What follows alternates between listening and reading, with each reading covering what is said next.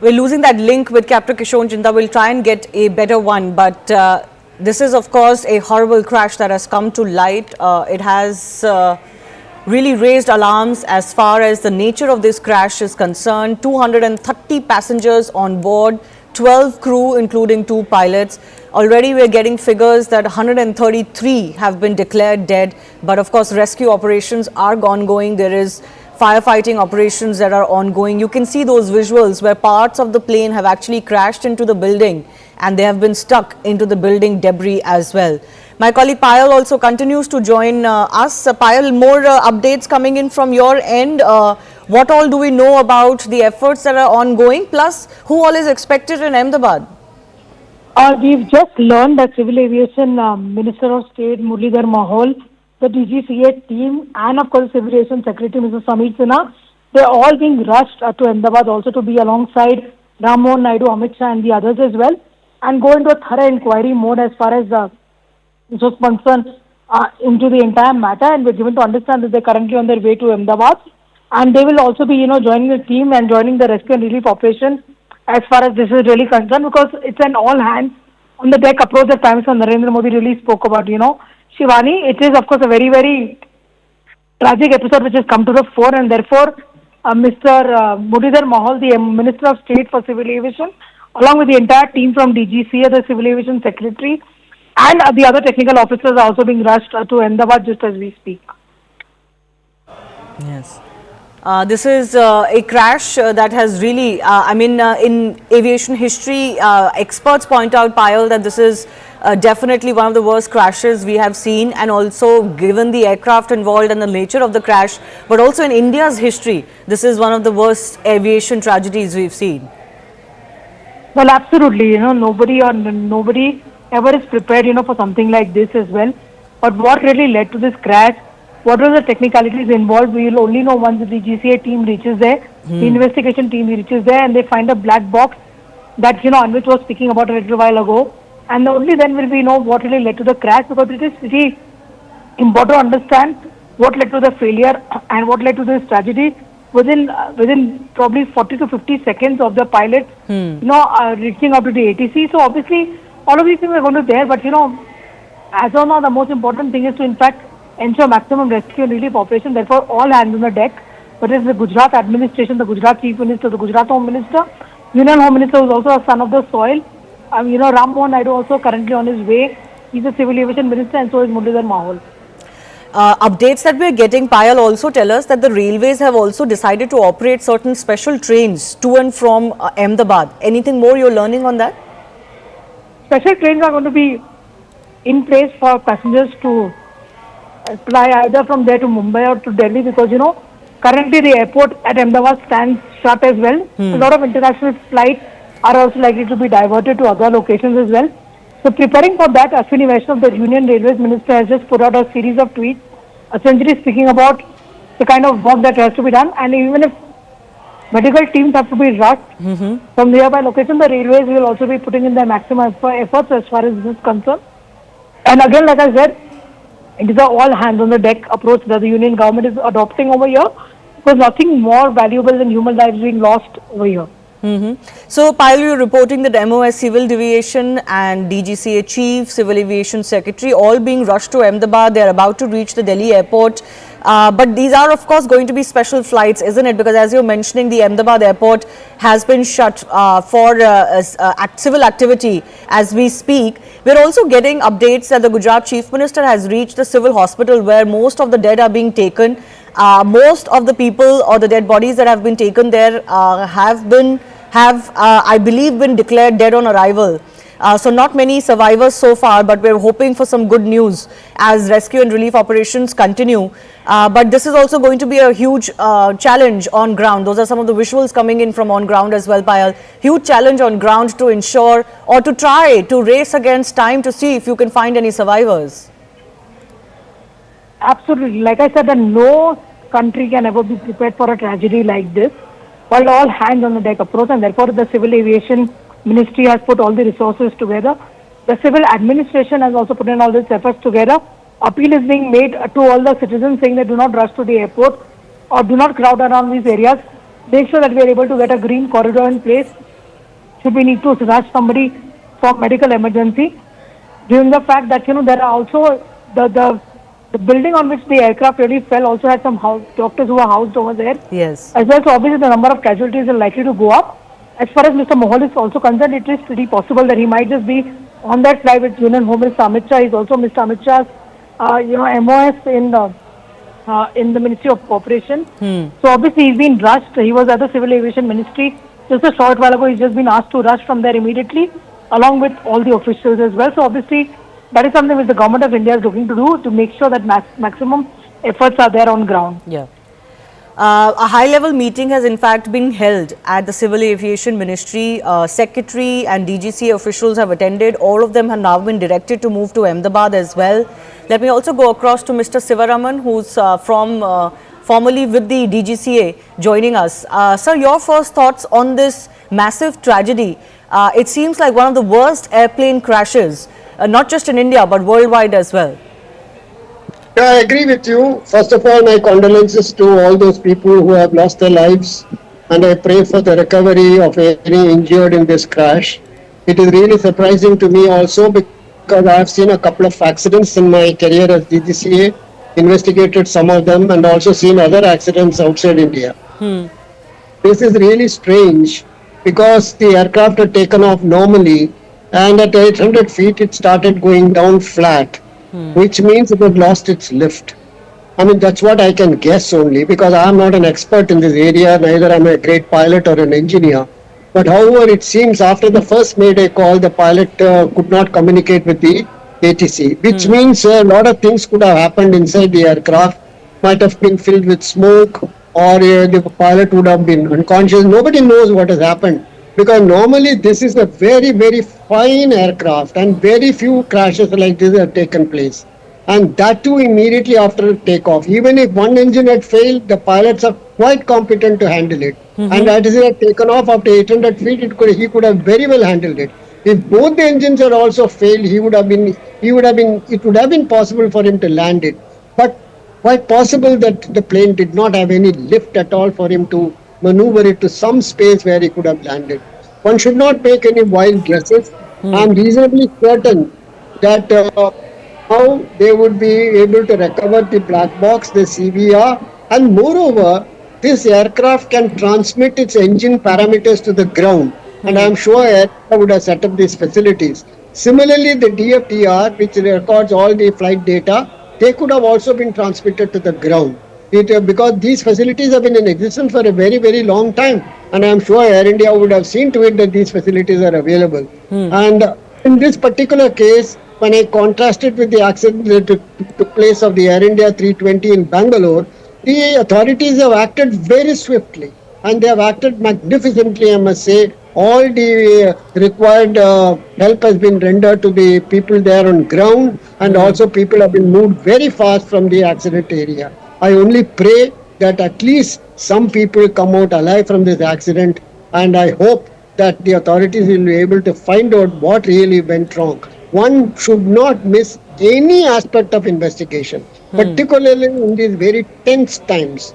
Because, I mean, I don't want to be very explicit on this matter, but every angle should be explored, and every possible agency should be involved in investigating this accident. Sir, in your experience, what follows next as far as the investigation itself is concerned? See, as far as investigation is concerned, earlier as DGCA, I used to conduct the investigation myself. Now they have got an investigation board, and I am sure accident investigation board, the DGCA authorities should be fully involved along with them, and they should not be excluded from it. The Federal Aviation Authority, they have got excellent facilities. They have investigated many accidents in the world. They should be involved. The engine manufacturer, particularly the GE, should be involved. The aircraft manufacturer, Boeing, all of them without hesitation should be part of the accident investigation. Because we must get to the truth of this entire thing. Yes. No, absolutely. This is one of the worst crashes, especially given its nature as well. In aviation history, all around the world, there is much alarm. And condolences and thoughts are coming in from across the world. Captain Sam Thomas, former pilot, is also with us. Captain, your thoughts? Any thoughts on what you think could have gone wrong? Good evening. I don't really want to hazard a guess as to what has actually happened. And while our thoughts and prayers are with the victims, what I'd like to say that with the limited evidence that we have, and we are seeing through the visuals that the aircraft has lost power on or rather is not generating lift enough, and that can only happen when both engines are not developing power. And the reason for that can only be found out once we have the DFDR data. And until then, it's in the realms of speculation, and we understand that people are interested in knowing exactly what has happened. To that extent, we can only say that the weather seems absolutely clear, and the reason for losing power on both engines is extremely rare. If you recollect, there was an incident on the Hudson Yes. where an A320 lost both its engines due bird hit, and a lot of people are drawing that comparisons. This airplane, the 787, is a much bigger airplane, and a few birds will not be able to cause problems to a single engine or leave alone both engine catastrophic failure. So at the moment we have very, very sketchy details, and the Aircraft Accident Investigation Board would be in a much better position to bring out these details. And at the moment, the incoming details that we have is that both the engines did not develop sufficient power. Yes. I'm going to come to you on that issue of how both engines can go out, because that's extremely rare. That doesn't really happen. And that is really raising alarm here. But we also have a video that has been shot by one of the passengers. I'm told a British passenger who was on board before the crash. Let's just play that out. We are at the airport, just boarding. Goodbye, India. Goodbye. Thank you. 10-hour flight back to England. What's your biggest takeaway, Jamie? We've done this already. On a different thing. All right. What's my biggest takeaway? I don't know. Yeah, fascinating. Great. Thanks for your contribution. Okay. Yeah, my biggest takeaway is don't lose your patience with your partner. Yeah. You're already starting to. You've already snapped at me while we're having chai at the airport. You see, you've learnt nothing. Going back happily calm. We are at the airport, just boarding. Goodbye, India. Goodbye. Thank you. 10-hour flight back to England. What's your biggest takeaway, Jamie? We've done this already. On a different thing. All right. What's my biggest takeaway? I don't know. Yeah, fascinating. Great. Thanks for your contribution. Okay. Yeah, my biggest takeaway is don't lose your patience with your partner. Yeah. You're already starting to. You've already snapped at me while we're having chai at the airport. You see, you've learnt nothing. Going back happily calm. We are at the airport, just boarding. Goodbye, India. Well, that seems to be a video made by two passengers, British passengers, young men who were going back to England. They were happy about it, and just kind of points out the fickleness of life. Nobody could have really seen this coming. Captain Sam Thomas, former pilot, and Mr. Sivaraman, who's formerly with the DGCA, both on the show with us. I do thank you for your time. Captain Sam Thomas, I just want to take your thoughts once again, because our viewers will be curious to know, how can both engines go out? That seems to be the case here, given how quickly the flight crashed and the fact that the pilots didn't seem to be in any control. They didn't seem to have any communication left with the ATC. What can really cause this? A variety of reasons can cause it, but in this particular case, what has happened, we would not know until we have the details. Now, you asked of both engine failures. It has happened just short of London Heathrow once with a 777, and that was due to fuel starvation. Now, if both the engines do not get adequate fuel, it could result in both the engines flaming out. Now, but that is a very rare scenario. And in this particular case, we don't know how both the engines have failed, or indeed, we are speculating this from the visuals that we have. So it's evident to a certain extent that there is a loss of thrust on both engines, but we would not be absolutely sure on that till such time that the DFDR shows us the results. I want to ask Mr. Sivaraman also, how long do you think an investigation into a crash like this will take? All right, I think I've lost Mr. Sivaraman. Captain Sam Thomas, do you want to just take this question? How long do you think an investigation of a crash of this nature may take? How quickly can we get to the bottom of what happened? The DGCA would allocate this investigation to the Air Accident Investigation Board, AAIB, and they would put out a preliminary report in about 30 days.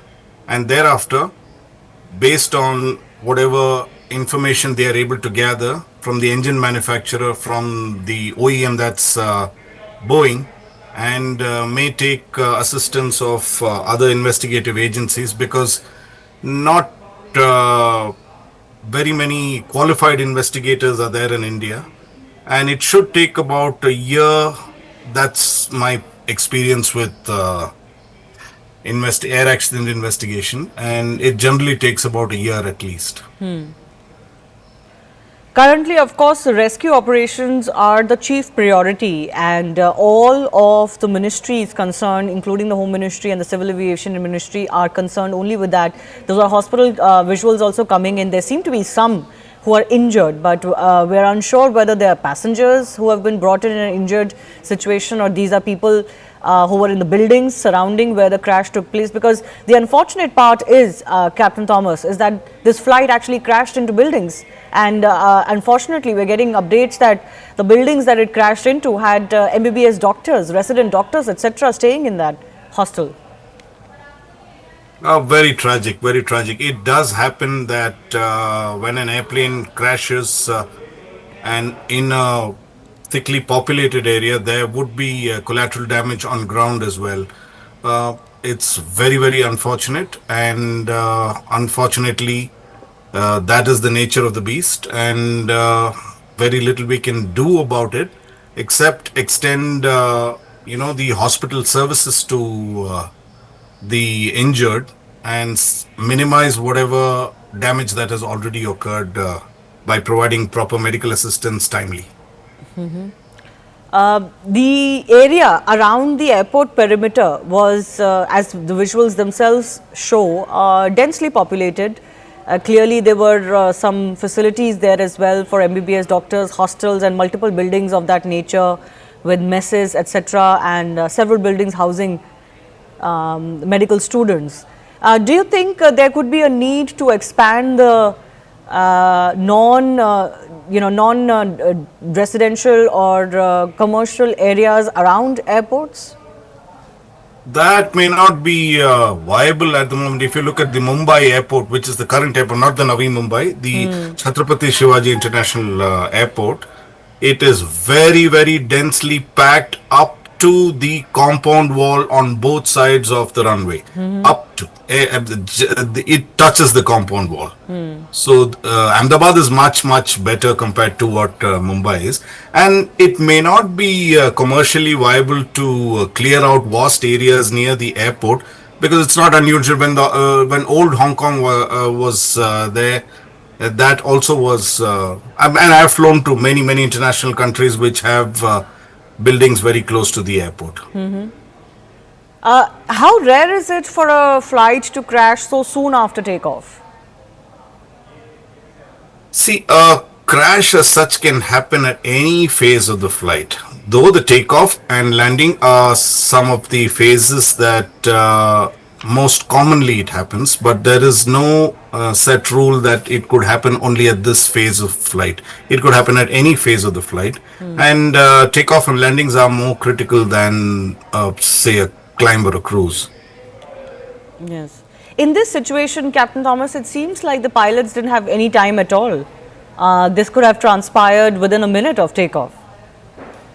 Yes, because the altitude reported and what we have right now is 741 feet or 800 feet, which is pretty quick. They have also given a mayday call, and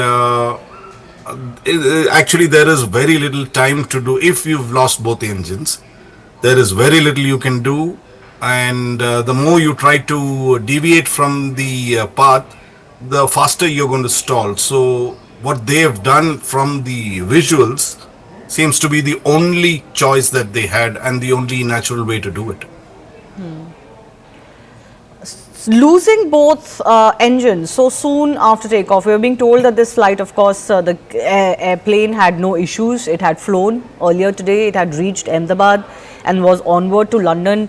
There didn't seem to be any problems. Any guesses as to, how, apart from, let's say, bird ingestion issues, what else could cause this so quickly? I mean, our business, you really don't hazard a guess, because then we lose face within the community. So, because that is not something that is done. I understand. But any technicalities that could come into play here? Very difficult to say, ma'am. It's how to lose both engines. I can't recollect. I mean, except for the Hudson landing and the Heathrow. I think in the history of aviation, we've had very, very few dual engine failures. So there is not sufficient data to point to the fact that this could cause. Of course, fuel starvation or fuel that is contaminated is one of the reasons. But other than that, I don't know anything else that could bring down both engines, that too of a 787. Yes, and this is why whatever experts we're speaking to, Captain, we're asking the same question and again, because the nature of the crash is raising alarm, isn't it?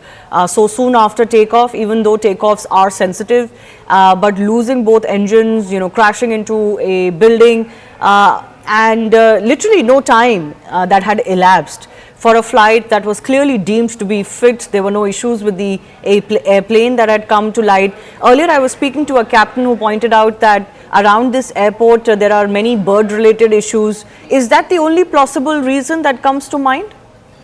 I do understand. I have operated to Ahmedabad several times and there is a bird issue. But once again, you would need very large birds and a large number of birds to put both the engines off. Which is very, very unlikely. I know all over India we have a bird problem. That's in Bangalore we have a bird problem, but not significant ingenough to affect the engines of a 787. These are very big engines, very reliable engines. Even if you were to hit a bird, it will ingest it and throw it out pretty quickly. Right. We're also playing out those visuals that are coming in of the Chief Minister having reached the civil hospital. Major focus right now is on getting help on ground, both at the crash site and also, of course, as far as medical facilities are concerned. We're getting to know from CRPF that about 150 personnel are involved in rescue operations. And we're also getting to know that some operations have begun, in fact, at the Ahmedabad airport. SpiceJet, one of the airline operators, have put out a tweet saying that operations have resumed. Passengers are advised to check their flight status regularly via their website. So we were being told earlier that till 5 p.m. there would be a cancellation of all airport activity, given the nature of this attack having, the nature of this crash having taken place so close to the airport premises. But at least as far as other operations are concerned, we are being told that they may be up now. People in Gujarat, the government, the agencies are working against time to ensure that they can mobilize as much help as possible. Visuals coming in from that civil hospital as well, where the Gujarat Chief Minister is also visible. He's visiting the facilities. I'm not sure of how many injured have been brought in so far. We don't have any update on that. But certainly we did get an update earlier that 133 have already been declared dead. That's almost half of the passengers list. 30 passengers were on board, plus 12 crew, including 2 pilots as well. All authorities are working to ensure that they can first focus on ensuring that both the crash site and other facilities are up to speed. BSF has also pushed 2 teams. CRPF Rapid Action Force 100 personnel have been sent, and from Group Center in Gandhinagar 50 personnel have been told to reach Ahmedabad. I'm also joined by Captain C.S. Randhawa, who's president of the Federation of Indian Pilots. Thanks a lot for joining us, Mr. Captain Randhawa. Your first thoughts on this crash that has taken place? It was an extremely tragic crash which has happened in Ahmedabad, and I came to know about just about 1 hour and 30 minutes after the crash, and I could attribute this maybe due to birds, because Ahmedabad has got a big problem about birds. So until unless, because the captain has given a mayday call.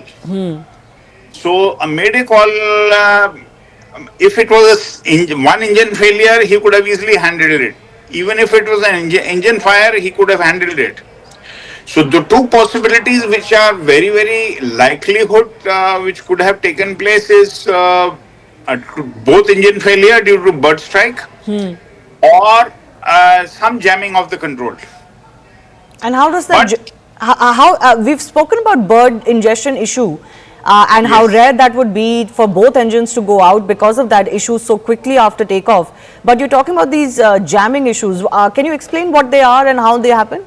The jamming of the control could have taken place, maybe the elevator, because that is what is responsible for the aircraft to lift off, and I presume that the aircraft has initially taken off and maybe about 200-300 feet, and 200 feet you engage the autopilot, and thereafter it has started descending, if you see the video. Now I'm going by the total video clip.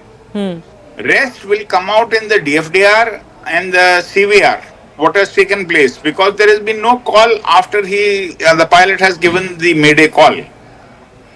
Right. Exactly. There has been no communication after the mayday call. Yes. No communication whatsoever, and like once in a million chance it does happen, like we saw the Hudson crash where the aircraft was ingested, both the engines were flamed out by the ingestion of the birds. So there is a possibility, because I have flown a lot over Ahmedabad and I have done a lot of training flights, 20 landings in a day I have done, training. So birds are a big problem there. There is no doubt about it. So I foresee a very high chance of both engine failure. That's what most experts are pointing out to, that we have spoken. Yes. But even that is extremely rare, isn't it? Both engines just don't go off. Yes, it is a very rare possibility, but possible. In aviation, sometimes things happen the first time. Because it's not an old machine. It's a new aircraft, maybe about 7-8 years old, and a technical fault like this has never taken place on I have flown the 777 and of course on the 787 also I was converted. So these aircraft are unlikely to have such problems. Till now in the world, they have had no problem on the 787 and the 777s. Yeah. So very high possibility of a bird ingestion, because he's given a mayday call. Now that depends that what that mayday call was. So, sir, in your experience, these moments, what these moments have been like for the captains in the cockpit? I would say the pilot, when he's given the mayday call, he was knowing that it's a no-go situation. It is the end. Because height is not there at all. You see, height was not there, and nothing the pilot could have done. It is just after liftoff. At least when the Hudson crash took place, he had the height, he put the aircraft down in the Hudson Bay. But in this case, he had no, I don't think he had any control, and the aircraft had just gone on the takeoff path and outside the perimeter, that's gone and crashed in the populated area. Very unfortunate, Captain Randhawa. Thank you very much for speaking to us. Very, very unfortunate situation there, viewers. What a tragedy to be covering. It's completely, the heart sinks every time you see those pictures. I'm joined by Praful Patel, former Union Aviation Minister. Mr. Patel, this has happened in Ahmedabad. Not very often that Indian aviation is caught up in an incident such as this. The last time there was one was, of course, during COVID, and before that, substantial time had elapsed before 2010. What are your first thoughts when you see some of these pictures, Mr. Patel, and a comment generally on Indian aviation, safety protocols in Indian aviation? I'm very shocked and distressed and very sad that such an incident has taken place. And you're right, after many years, it's not very often that we see such tragic incidents in Indian aviation. And let me tell you that on the whole, when you talk of safety and systems, I can assure you that Indian aviation is probably one of the safest in the world. We have all the protocols in place. Our DGCA is very robust and effective. And to find, to pick holes into our ability to manage Indian aviation would be very unfair. And I always say this, and I repeat, that aviation is either 100% or zero. There's nothing like 99.9% in aviation. And therefore, in this case also, look at the aircraft. It arrived from Ahmedabad from Delhi. Obviously, it flew without any issue.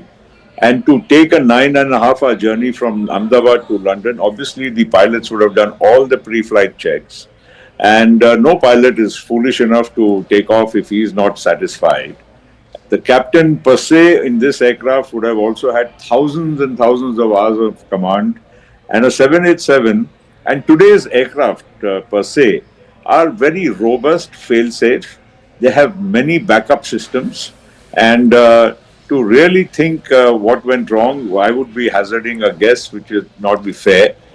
But the point here is the aircraft did go on a takeoff roll. And between the time the wheels went up and the time it crashed, probably the time frame would have been almost only about 60 seconds or so, because you can't go to 800 feet and crash and it be within the time span is only 60 seconds. Now he's already given a mayday call. Now I don't know what exactly went wrong. It will be again hazarding a guess, which would be unfair. The only thing which can be ascertained is now, since the aircraft has fallen just a few 100 meters from the airport and in the Vijay Medical Complex, therefore to retrieve the black box and the other equipment would be also, quite simple. We would be able to ascertain only after that. Let me tell you one more thing. In today's aircraft, they are very sophisticated. All the, parameters of an aircraft, right, every single second the aircraft is in the air, all the parameters are recorded, not only by the aircraft, but they are also transmitted to a central command, real time, of the airline itself. So if there is, when an aircraft does a flight, there is a way to ascertain every single parameter during whatever the duration of the flight.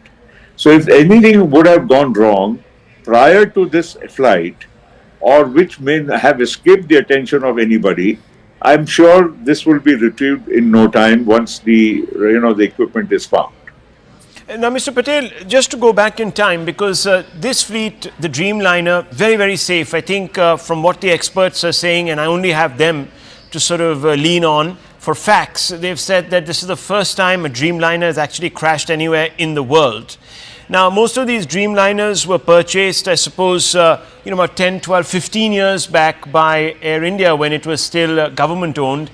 Obviously, there would have been a huge procedure that must have unfurled within government to select the plane. There would have been due diligence. There would have been all sorts of studies that would have been conducted. Well, most certainly. I mean, first, the procedure itself in government is a very robust procedure. Goes through several layers. And ultimately, the basic selection of aircraft is done only on technical parameters. Because, the airline, requires a certain type of aircraft for certain, lengths of the flights. You want to go to the US, you want to go to the European countries, or to, 8-hour flights, 12-hour flights, and so on. And the kind of configuration you want. Let me also tell you that the Dreamliner, at the time it was ordered, was one of the most sophisticated, advanced fly-by-wire aircraft which was going to be produced. And it was ordered by probably most major airlines in the world, Air India also being one of the early ones. And to now even discuss it would be unfair, because after this particular aircraft itself, which has crashed, had been flying for almost 11 years. And if you see any major airline in the world, and if you go at any moment of time, there would be more than 1,000 787s up and flying any part of the world. So I'm sure when, of course, the orders are placed, every other parameter is also examined. And of course, it is the airline's requirement which primarily drives what is the choice of aircraft. Let me also remind you that in the world for wide body, you only have two aircraft manufacturers. You have a Boeing and an Airbus. And the comparable aircraft are, a 350 for the Airbus or a 787 Dreamliner for Boeing. So it's not really that we are ending up, with too many choices. And let me be honest, whether it's a Boeing 787 or an A350 of Airbus, technically, technologically, they would all be on par in terms of efficiency. So it's a minor thing between one and the other. But the fact of the matter is, all the machines flying today, irrespective of this type of aircraft, are very, very robust and sound. And every aircraft has backup after backup. I don't think, of course, the pilot's efficiency, his knowledge, his presence of mind is the most important factor in any aircraft flying. But even technically, an aircraft, is so designed that it can overtake a lot of functions which a human, mind and hand cannot, perform in the shortest possible time. So the response time of an aircraft, its systems are very, very robust. Here, of course, there seems to have been a catastrophic failure of lift, and that didn't give the pilot, even though very experienced pilot with lots of man hours of flying, didn't give much of time to the pilot to even react. And only a mayday call, and as you said yourself, 60 seconds, and it was down laden with fuel.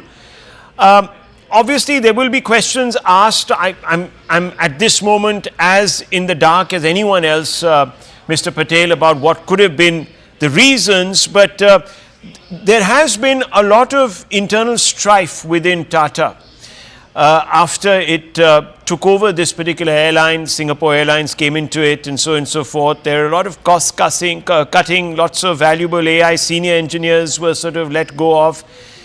Could this have at some level affected operations, maintenance, checks, all of that? Do you think, or it's too premature to get into any of this? I think it is premature. See, the other point is, Rahul, that the fact of the matter is that there's a human being, a senior experienced captain who is flying the machine. Yeah. And he has every right to say, I cannot fly this machine because it is unfit to fly or there's a technical deficiency. And if there was one, he wouldn't have done it himself. Yes.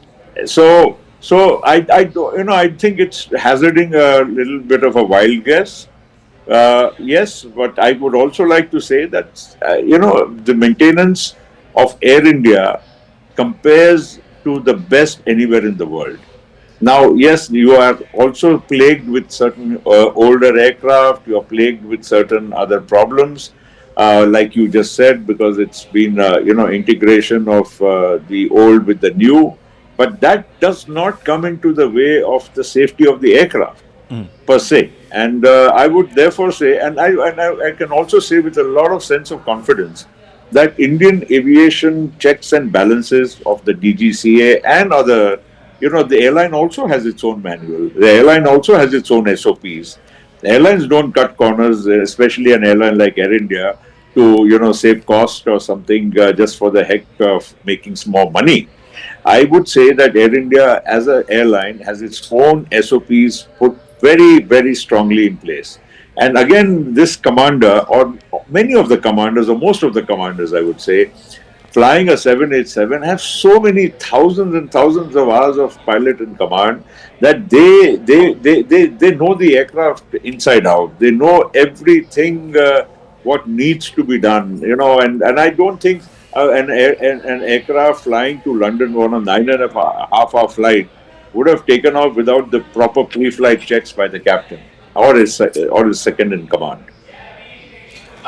What would you now say in the aftermath to passengers? Remember, the aviation sector was really, really coming back after COVID, the disruption of COVID, one of the hardest hit sectors as we know, but it's really bounced back. We have record number of flights, record number of airports opening across the country.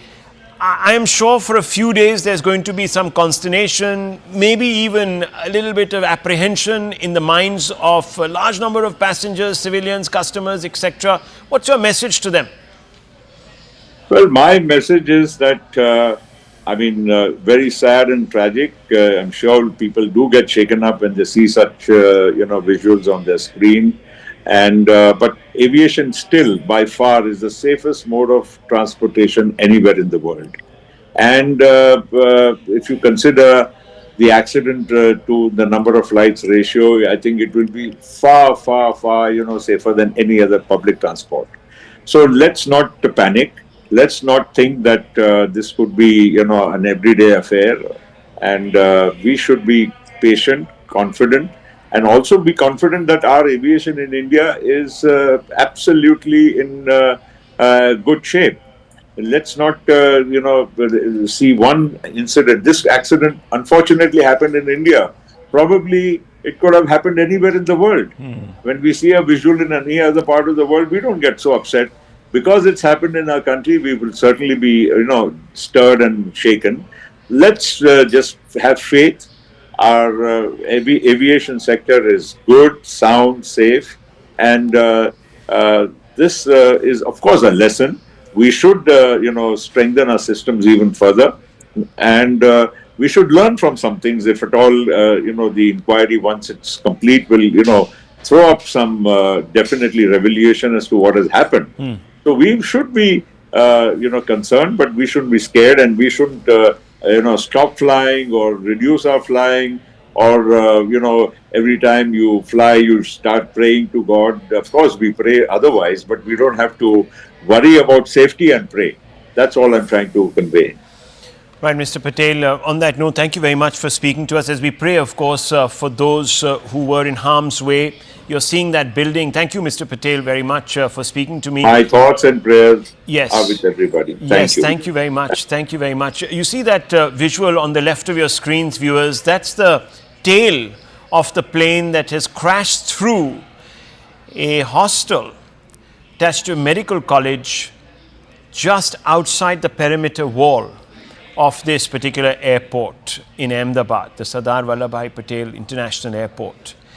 And we're apprehending that there might be casualties because this accident took place at around 1:45, and it was lunch hour, and there were many students, many doctors, aspiring doctors in the canteen, and the plane crashed into the canteen, and those visuals tell the story.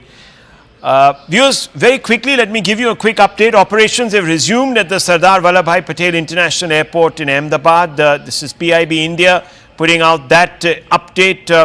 The airlines and the Aviation Ministry have put out a medical emergency helpline and a control room helpline. It's 0793508211.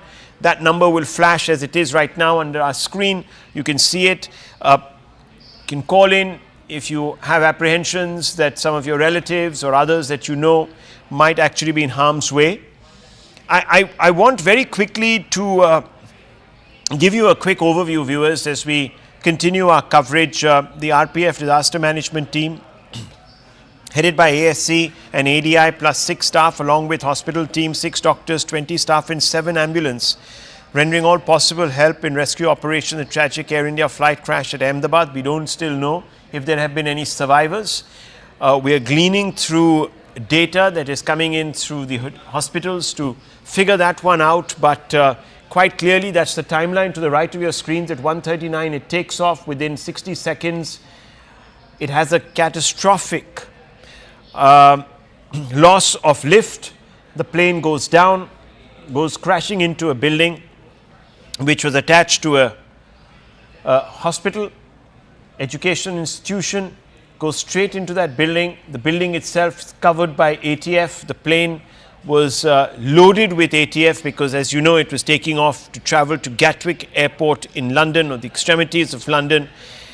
The MEA has reacted and said that details will be shared with governments of foreign countries, because there were a number of citizens from other nations on board this international flight. Air India chairman N. Chandrasekaran is likely to reach Ahmedabad tonight. That's what we're being told. Large number of residents, we're being told, are also feared dead after the aircraft crashed into the Atulyam super speciality doctor's residence. At the time of the incident, around 200 people were residing in the building, the 94 flats there, and you can see the absolutely charred super frame of that building after the plane dived into it, completely losing control. There was a mayday call that was issued by the pilots before the ATC could even sort of respond. The plane went down in that ball of fire. We're also being told that the Ahmedabad airport that had been shut down has now been reopened, and flight safety protocols are being followed with utmost care. There are also directions that have gone out to prevent people when they take off, take photographs, so you won't be allowed to do all of that, because clearly the flight path. Let me go across to Payal for more updates. We're told that Union Home Minister Mr. Amit Shah will be landing there forthwith. Payal, what are the updates? As far as the Ahmedabad airport is concerned, Rahul, is one of the busiest airports in Gujarat, because not only does it have so many domestic flights coming, it's a busy destination as far as businesses are concerned, but it also has a lot of international connectivity as well. But that airport has been opened up, in a calibrated manner, so passengers have been requested that they should check the timings of the flight, etc., and only then move to the airport. As far as the Union Home Minister is concerned, he is expected to reach there in some time, and the Civil Aviation Minister Ram Mohan Naidu is also expected to reach anywhere between 5:30 and 6 p.m. And just a short while ago, Muralidhar Mohal, the Minister of State for Civil Aviation, along with all the DGC officials, along with the Civil Aviation Secretary Mrs. Samir Sinha, they are all on board, so they should also be landing in Ahmedabad in a couple of hours as well. And this flight of happiness and hope, has turned into a flight of tragedy for so many people, who were looking to go back to their homes, especially the foreign nationals, and to many as well. So, our hearts really go out to these people. But, like I said, the government of the day has said that they'll get to the bottom of this, and nobody who is involved with any negligence whatsoever will be spared, is what we're given to understand.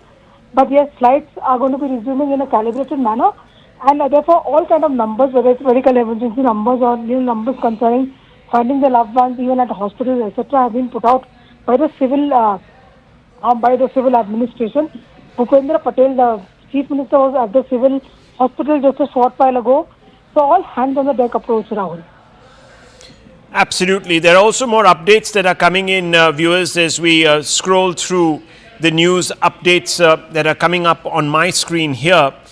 We're also being told that the Air India has called upon the authorities to investigate and ensure that all examinations forensic examinations of the crash site, etc., are conducted utmost.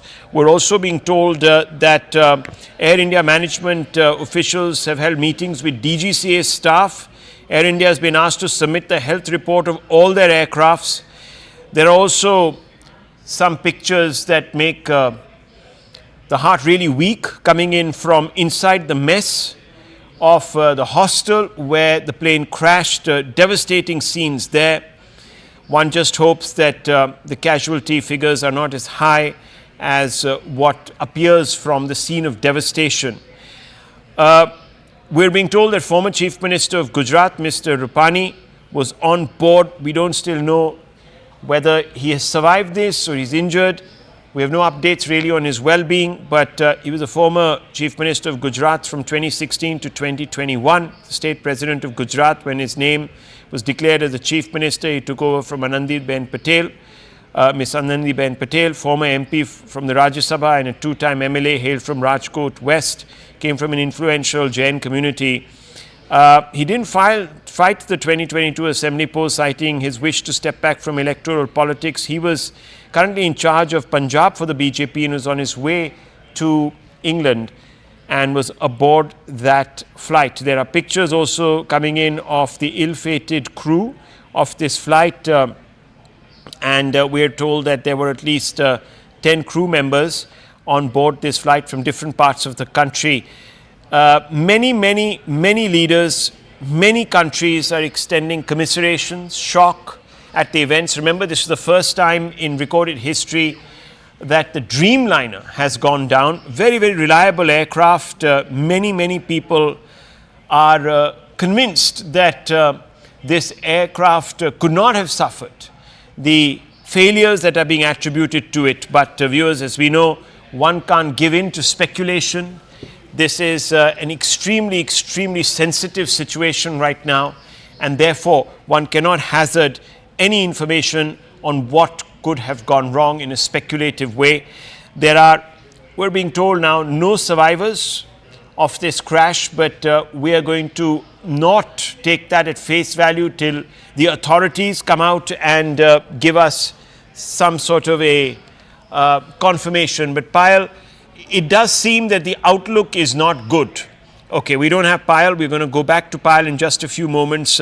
But hotline numbers have been set up for people to check in and find out on the state of affairs and, of course, on their own relatives. We are being told that there were 53 British nationals, 7 Portuguese, and 1 Canadian on board this Air India flight. 169 Indian nationals were on board. It was a flight that was almost full, Ahmedabad London flight, and at this time of the year, viewers, there is huge traffic between the two destinations given the fact that this is a peak holiday season. I want to go straight across to Anvit. Anvit, a lot of people heading out to London on this particular flight. We're getting some details.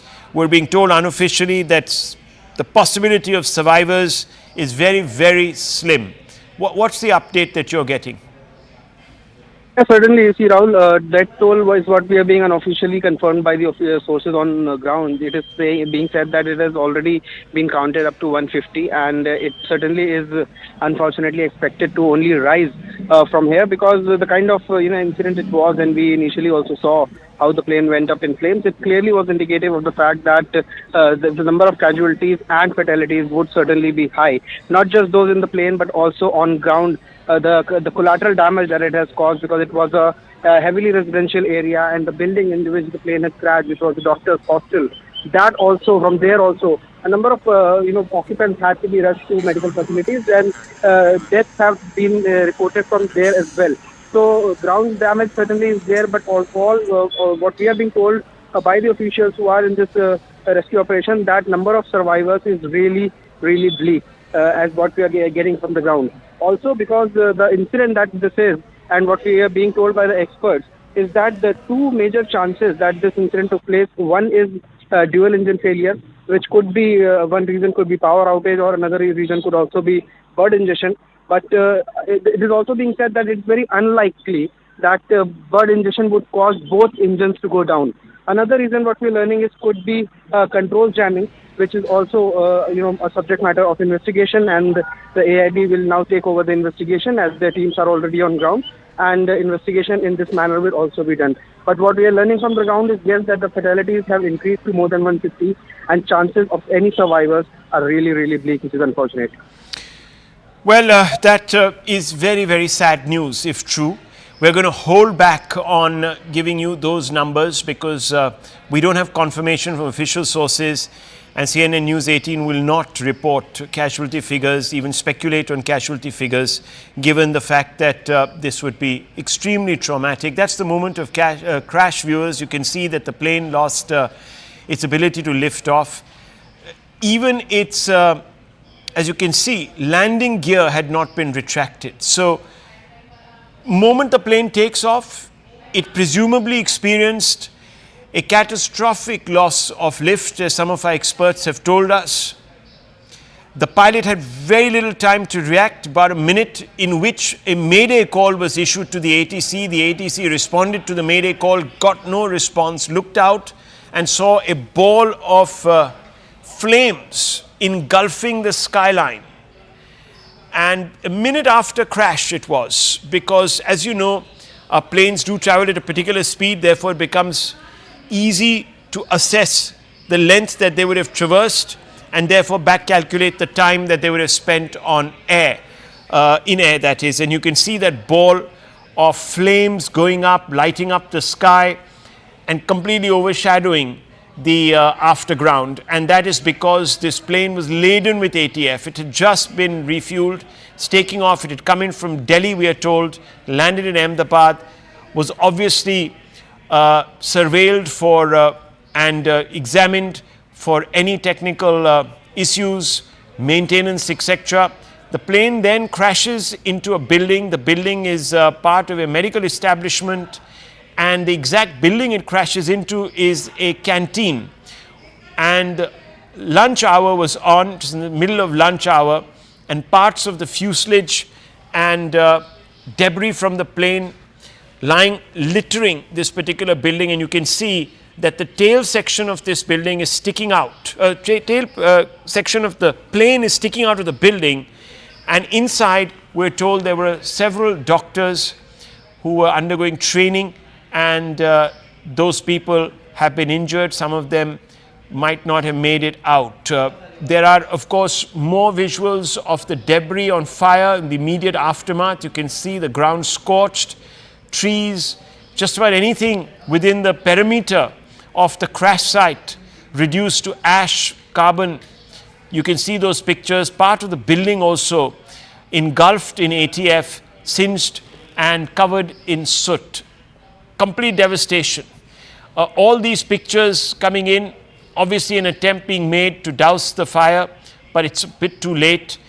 All of these are the buildings next to the wreckage near the plane crash site. A large number of parts of the plane strewn all over the place, and that's the frontage of this building, which has been reduced to ash. It's covered in soot because, as I told you, the plane was laden with ATF, and you can see other remnants of this plane, electronic parts, etc., strewn all over the place. There is some piece of luggage that might have survived, but most of this particular craft consumed completely, and that's the debris that is being removed, is salvaged.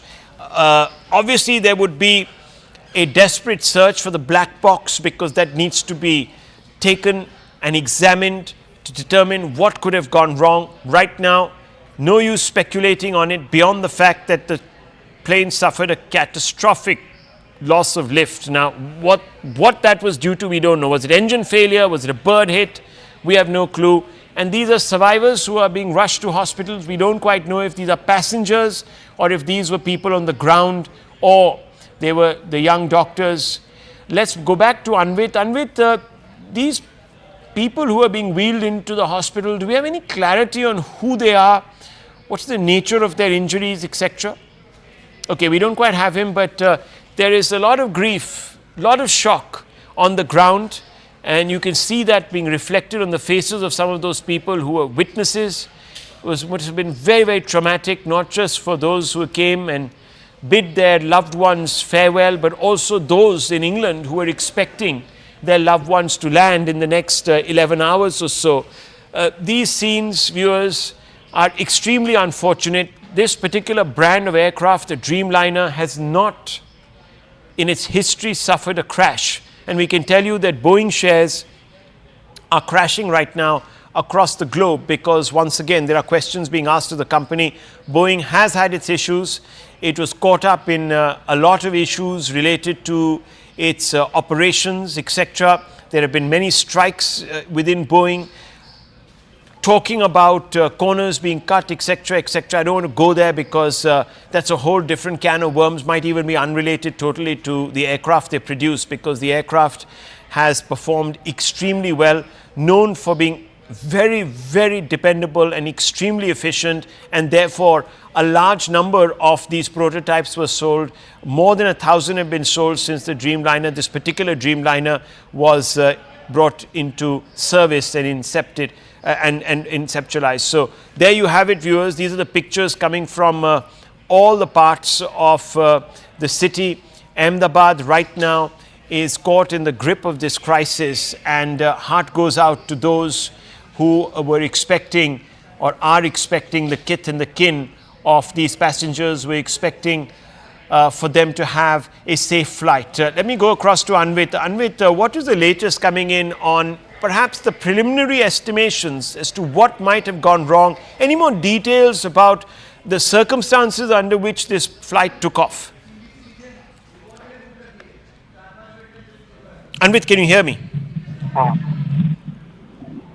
Okay, Anvit, can you hear me? Are you there with us? Flight A1, AI 171 Ahmedabad to London, reportedly carrying 242 passengers. Troops of 100 RAF and GCCRPF Gandhinagar involved in rescue operations. More details, of course, waited on casualty figures, but we're told that the prognosis is not too bright, that many people would have perished in this. The details, of course, to the left of your screens. Anvit, if you're there, can you hear me? Yes. Yes, sir. What are the details we have? We know for sure that the Dreamliner, this particular make of the Dreamliner, has never had a crash. And it's the first crash anywhere in the world of a Dreamliner, of 787 Dreamliner. It had a call sign VTA and B, was the 26th to have been purchased by Air India.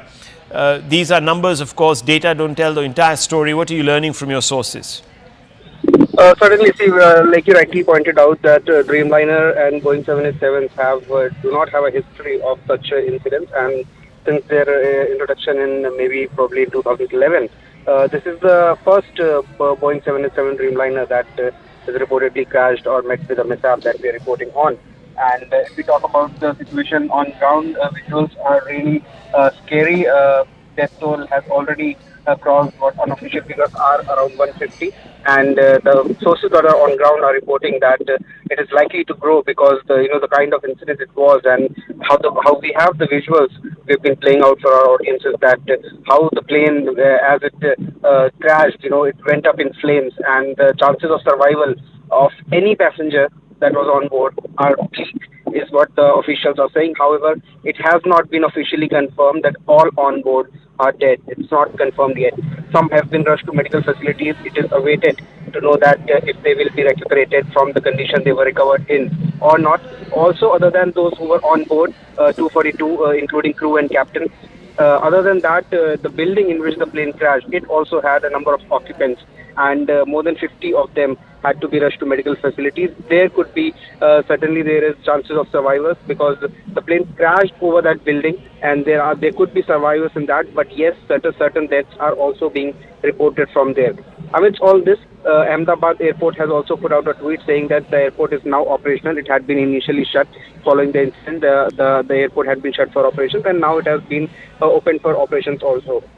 If we talk about the details of the incident that took place, the initial details that we had got, revisiting those details, the flight had taken off at 1:39 from Ahmedabad. It was bound for Gatwick, near London, and the accident took place immediately, just right 8 to 10 minutes after the takeoff. We are told actually it took place within 60 seconds, actually a minute and a half. It wasn't 8 to 10 minutes.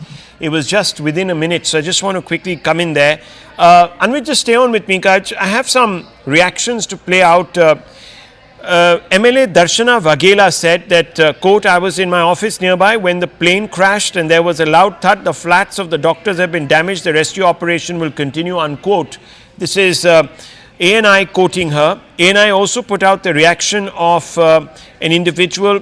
He said, and I quote, my son had gone to the hostel during lunch break and the plane crashed there. My son is safe and I have spoken to him. He jumped from the second floor, so he suffered some injuries, says Ramila, who reached the civil hospital in Ahmedabad. So clearly a parent, very worried parent. Now, Anvit, what about those people who found themselves on the ground but in the direct line of the crashed plane? See, the incident was completely unforeseen, and when this happened, it certainly raised panic among those who were on ground.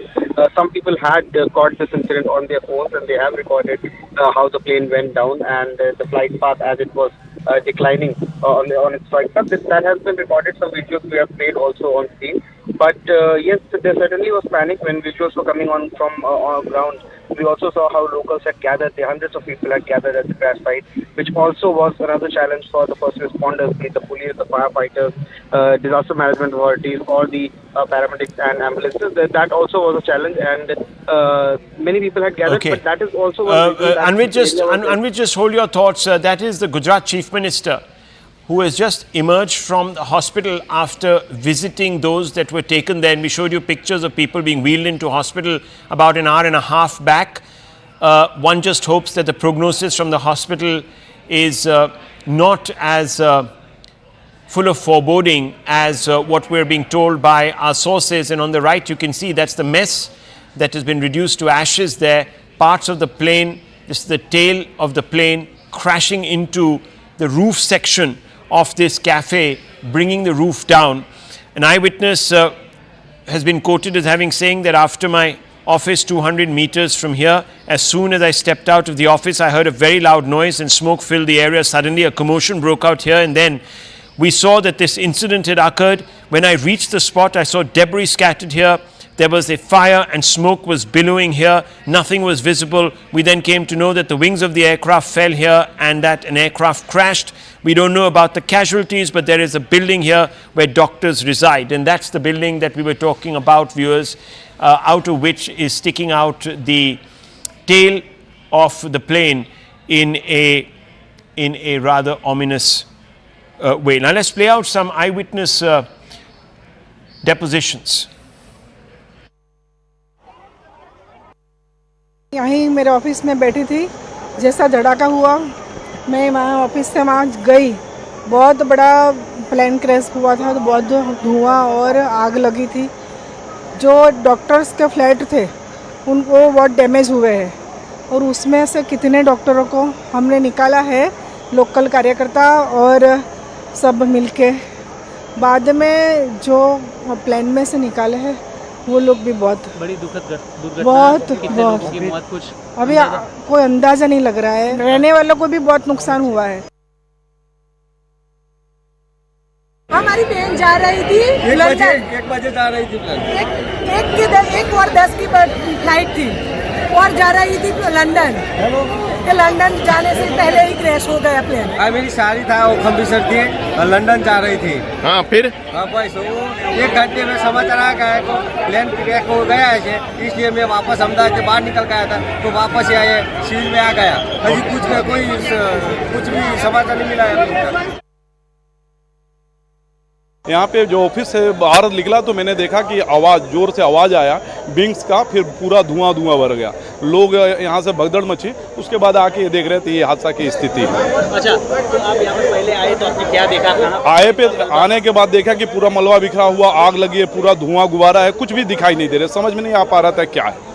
हाँ, उसके बाद पता चला कि ये wings गिरा हुआ है, फ्लाइट वो किया, और फिर प्रशासन ने चारों तरफ से घेर लिया। जब से आए कितने बजे हुआ तकरीबन ये हादसा, कुछ समय लगभग 45 मिनट पहले हादसा हुआ।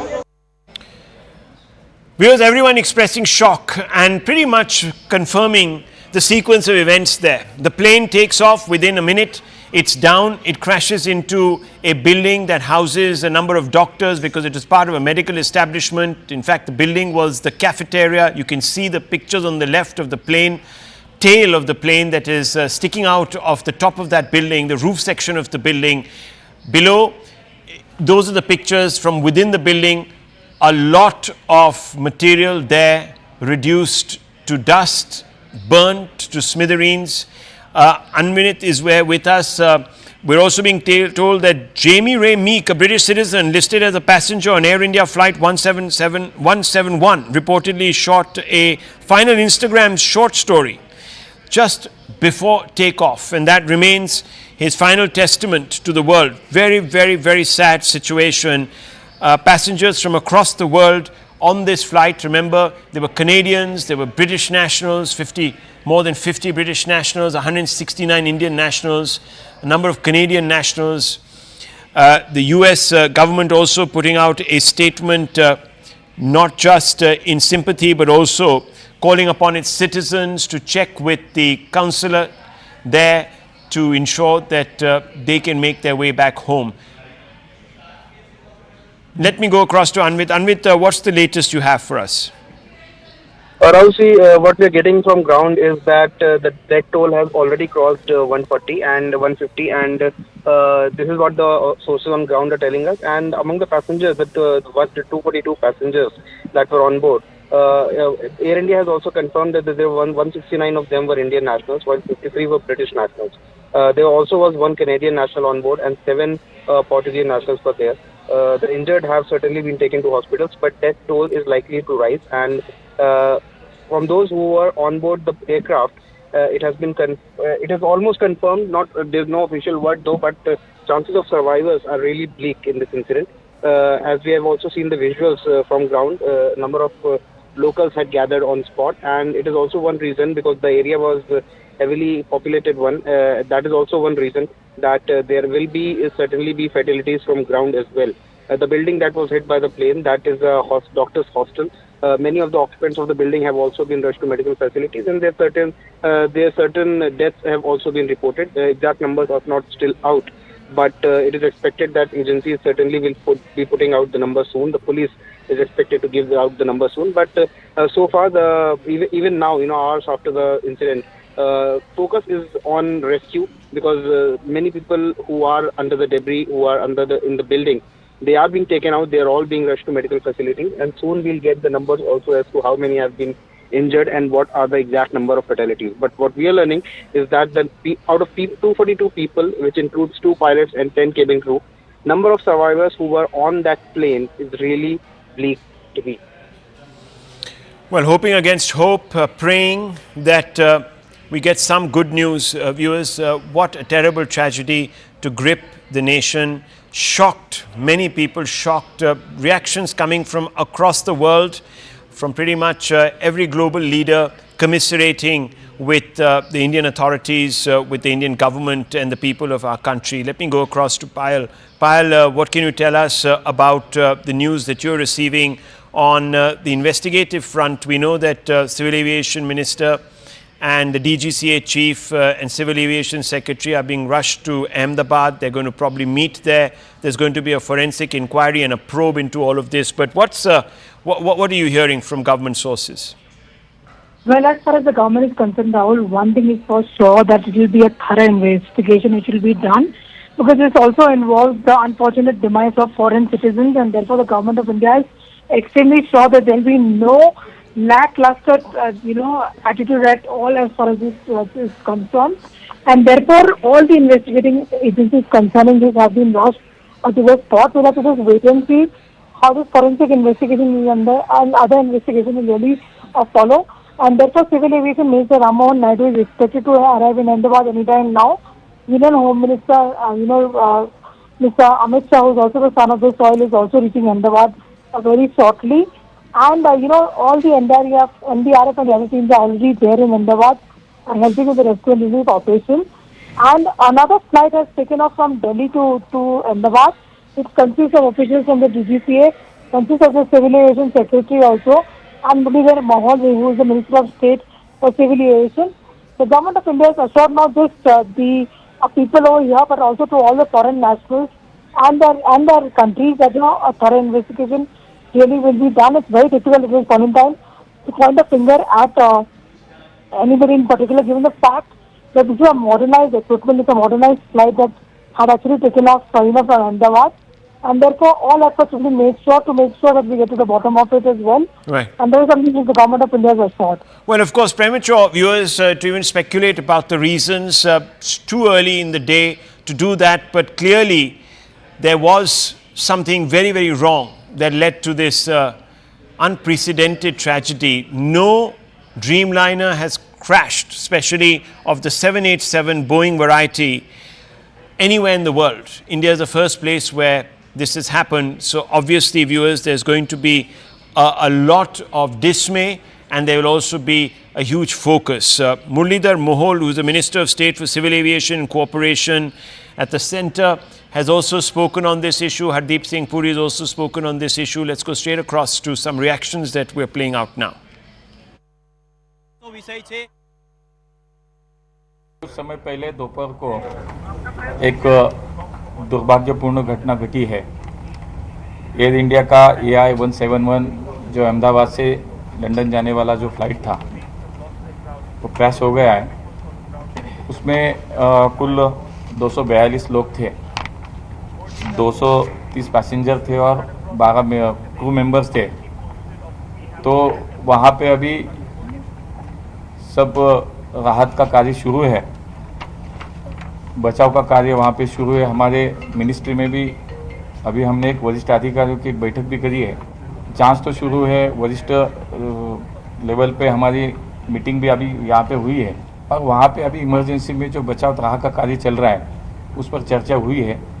अभी किसी बात पर बोलना यानी कि कितनी कैजुअल्टी हुई, क्या हुआ, तो उस पर थोड़ा टाइम लगेगा। There's a plane crash. Ahmedabad to London flight ਸੀਗੀ ਸਵੇਰੇ 8 ਵਜੇ ਦਾ ਸਮੇਂ ਸੀਗਾ ਸ਼ਾਇਦ ਐਂਡ ਉਹਦੇ ਚ there's an accident but ਹੁਣ ਉਸ ਦੀ ਜ਼ਿਆਦਾ ਖਬਰ ਮੇਰੇ ਕੋਲ ਨਹੀਂ ਹੈਗੀ। ਅਸੀਂ ਤੇ ਇਹੀ ਪ੍ਰਾਰਥਨਾ ਕਰ ਰਹੇ ਹਾਂ ਕਿ ਜਿੰਨੇ all those who were on board should be all right and we should await the news. I don't think one should speculate on that.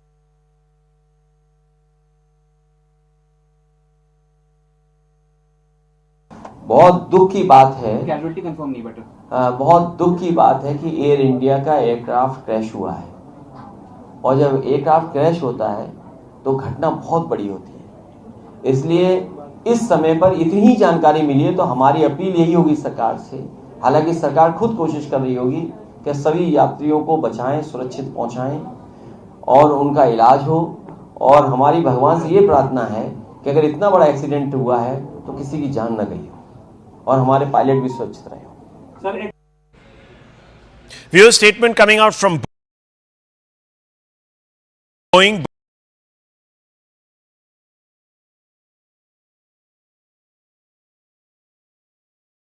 And located at a particular center, so real-time information will be available to them. Of course, they would also be wanting to look at the crash footage. They will also be looking at the black Anvit is there with us. Yes, so the black box is very, very important. Do we have any idea about whether the black box has been recovered as yet, Anvit? What are you learning? See, right now the operations on ground are focusing on rescue and evacuation, and all the passengers who were on the plane as well as the casualties that have happened on ground, they need to be evacuated and taken to medical facilities. Even the bodies, the charred bodies that we've seen visuals, they need to be moved to mortuaries and PM will be conducted, and those formalities need to be done, and only after that, see, AIB teams are already on ground, and there will be DGCA officials are also already there, and they are looking into parallel investigations or have also begun into the cause of the probable cause of this crash. It might take some time to retract the black box and get information from it and the technical data that will be retrieved. Based on that, it will be ascertained as to what may have gone wrong, because there are multiple speculations as of now. Also, the last moment communication between the pilot and the ATC before the mayday call was given, if there was any communication or if there was any communication from the pilot highlighting that there is some issue with the aircraft, that also will be crucial in this investigation. So far, when we have spoken to the experts, they have highlighted two possibilities. One is the way the plane went down and declined on its flight path. One probable cause could be dual engine failure, which is certainly a rare thing to happen, rarest of the rare, in fact. However, it is being suspected that there is a birds problem in Ahmedabad. It is also in the Bangalore airport, we have reported in the past, but the menace of birds need to be really huge to bring both engines down. So that is also what makes it a rare happening, and that is one reason why the experts are saying that fuel starvation could be one reason, or fuel contamination could be one reason that why both the engines stopped working mid-air. That is one reason. Another, what they're talking about, is there could be a power outage or control jamming, which is also a possibility that would bring the plane down. So these are the reasons that the AIB will also be looking at, and also the DGCA. Well, can you confirm? Can you confirm? Because there are reports, of course, coming out that those are the Minister of Home Affairs. He's taking a flight right now to Ahmedabad. Of course, this area does fall under his constituency, or very near to his constituency, viewers, and he's on his way there. And we know that the Union Home Minister has already expressed his shock at this incident. We also know a senior BJP leader has been caught up in this crash. We're updating inputs on his exact status as of now. He's a former Gujarat Chief Minister. Mr. Rupani was on board that flight. What we are being told right now is that there is a lot of speculation that is going on in different circles about the reasons behind this crash, and many people are looking very closely at the footage. And as we have been pointing out through the afternoon, that when the plane took off, it didn't even have time to retract the landing gear, and suddenly suffers a catastrophic loss of lift, which people don't quite know how it could have been possible. How did it actually happen? Because fundamentally, the Dreamliner has known to be extremely robust. There have been questions that have been appearing of recent, however, on different aspects of it. Federal Aviation Administration of America had said last year that it was investigating claims made by a Boeing engineer, and there have been, of course, this is well documented, it's been on various Netflix series, etc., who said that sections of the fuselage of the 787 Dreamliner were improperly fastened together and could break apart mid-flight after thousands of trips. Well, no such incident has been reported of recent, and if clearly that was not exactly what happened here, you can see that it's the engines that, or perhaps some other issue with the hydraulics that caused this loss of lift, because certainly no part of the fuselage here has come undone. Otherwise, we would have seen this particular plane unraveling mid-air. Let me go across to Payal. Payal, on the right, pictures of the Union Home Minister leaving for Ahmedabad. Yes, it seems that the Home Minister will arrive in Ahmedabad in a short while from now. And of course, the Civil Aviation Minister also. What we are also learning, Rahul, that the BJP State President for Gujarat and Union Jal Shakti Minister C.R. Patil is also on his way to Gujarat. He has even also been asked to rush to Gujarat. He's also not just the state president, but he's also the union minister. He's the son of the soil as well. He's also been asked to go there and aid in whatever rescue relief operations are required. With the unfortunate news coming forth that, there could hardly be any survivors as far as this crash is really concerned. And obviously, that is something which everybody is waiting to see what has been the cause of this. Because I've been speaking to at least quite a few experts and quite a few union ministers, including former civil aviation ministers, Rahul. And they're very surprised because this is, of course, a modern state-of-the-art aircraft. What really led to this?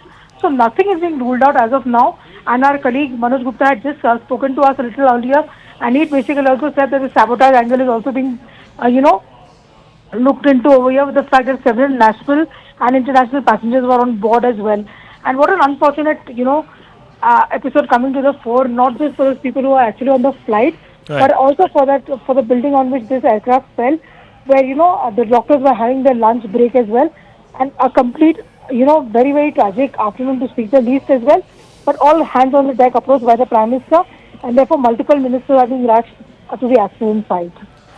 Well, PIB of India has put out a fact check saying that an old video is being shared on social media linking it to the Ahmedabad plane crash. It shows a view from inside the plane. The video is of a plane crash that happened in Nepal in January 2023. And the PIB says rely only on information from official sources or in mainstream media. For authentic information related to the Ahmedabad crash, contact the helpline number provided by the central government, and that number of course is on your screens even as we speak, viewers. So don't again get sucked into conspiracy theories. There are many people who are going to talk about a lot of things that might not quite fit the facts once we know them. But as of now, we can tell you that Boeing has issued a statement. So we're in contact with Air India regarding Flight 171 and stand ready to support them. Our thoughts are with the passengers, crew, first responders and all affected. So this is a statement that has been put out by Boeing.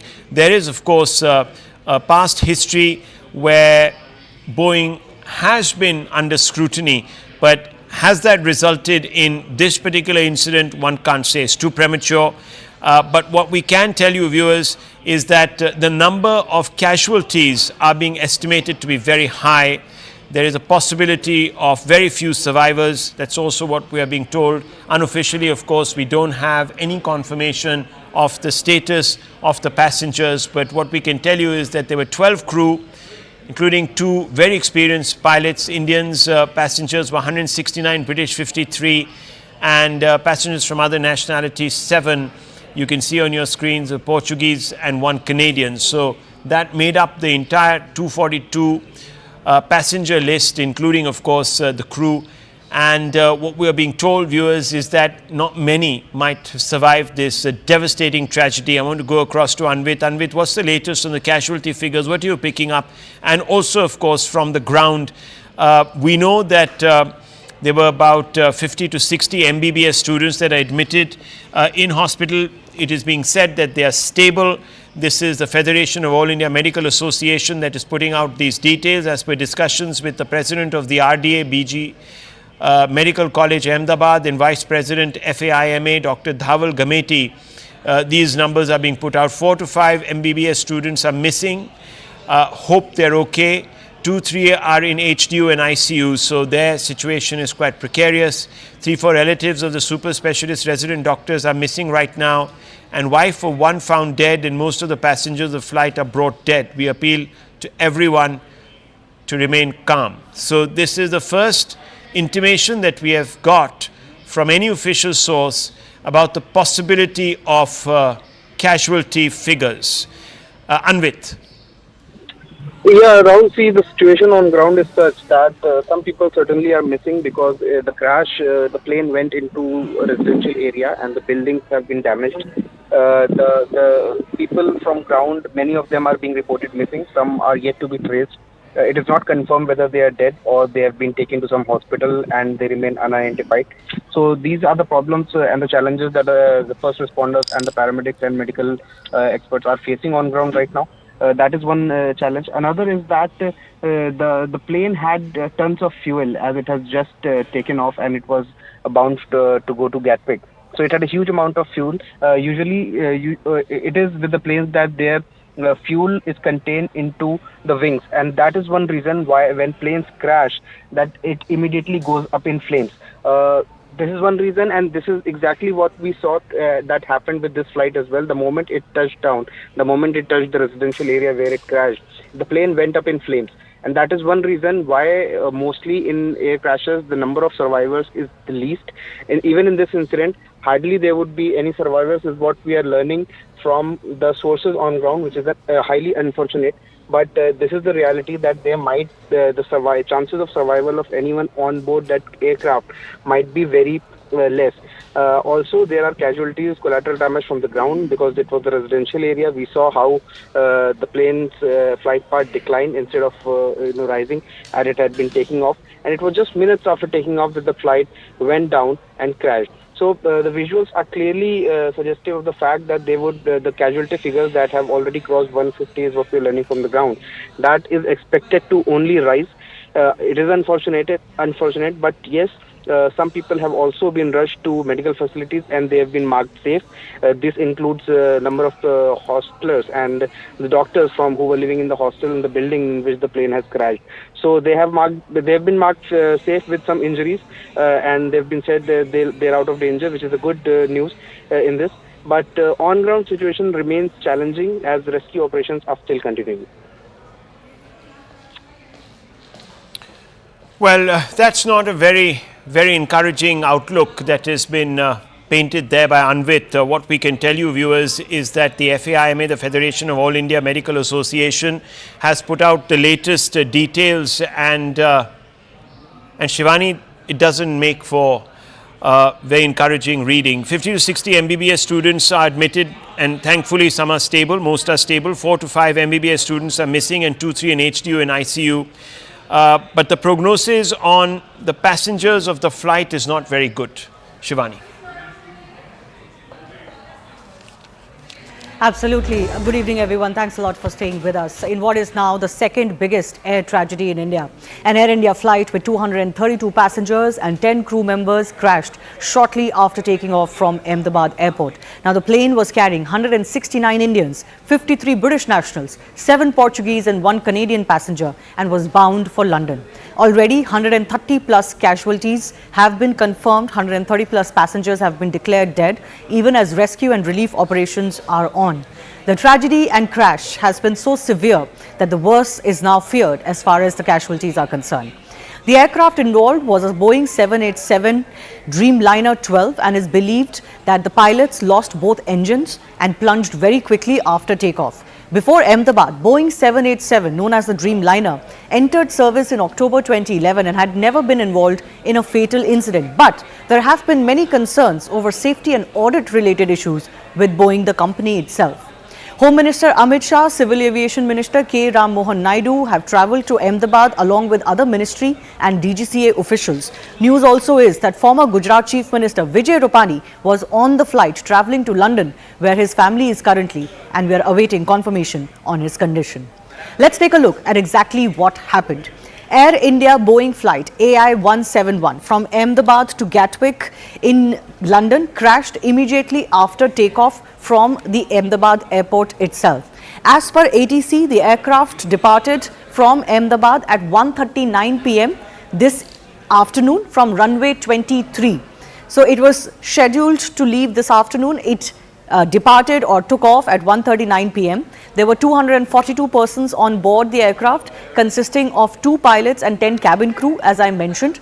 The aircraft was under the command of Captain Sumit Sabharwal with First Officer Clive Kundar. Captain Sumit Sabharwal is a line training captain with 8,200 hours of experience. The co-pilot also had 1,100 hours of flying experience. Now, the captains, the crew gave a mayday call to the ATC shortly after its takeoff, but thereafter no response was given by the aircraft to the calls made by the ATC. Now, the flight is said to have crashed within a minute after takeoff from runway 23. It had barely achieved a height of 600 odd feet. And the worst is that it actually lost control so badly that the pilots crashed right outside the airport perimeter. The Air India flight crashed at an under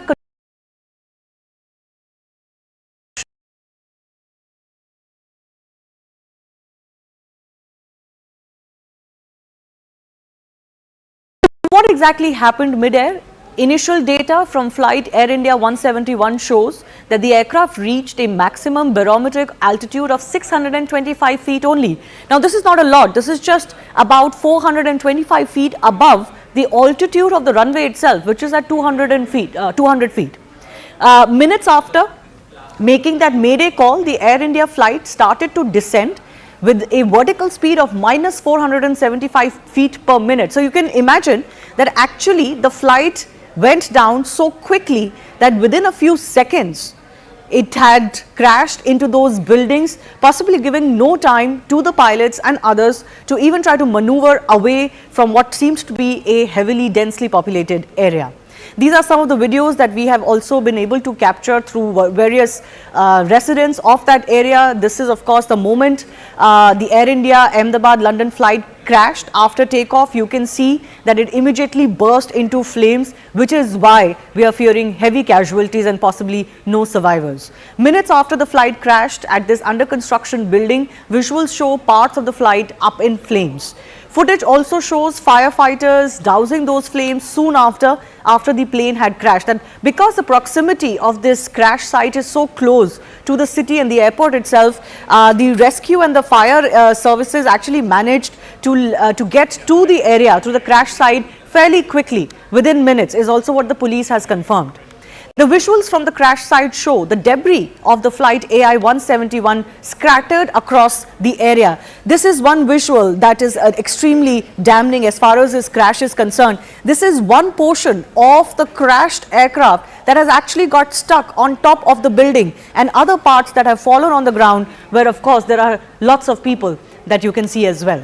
Dramatic visuals also show these parts crashing into these buildings at various areas. There is another mess hall where about 50 to 60 students that are studying, there are MBBS students that were studying in the nearby colleges, and there is a hostel where they used to live, and mess hall where they were eating lunch, when actually parts of the plane crashed into the windows of that mess as well. But thankfully there have been no casualties there, at least the mess hall is concerned.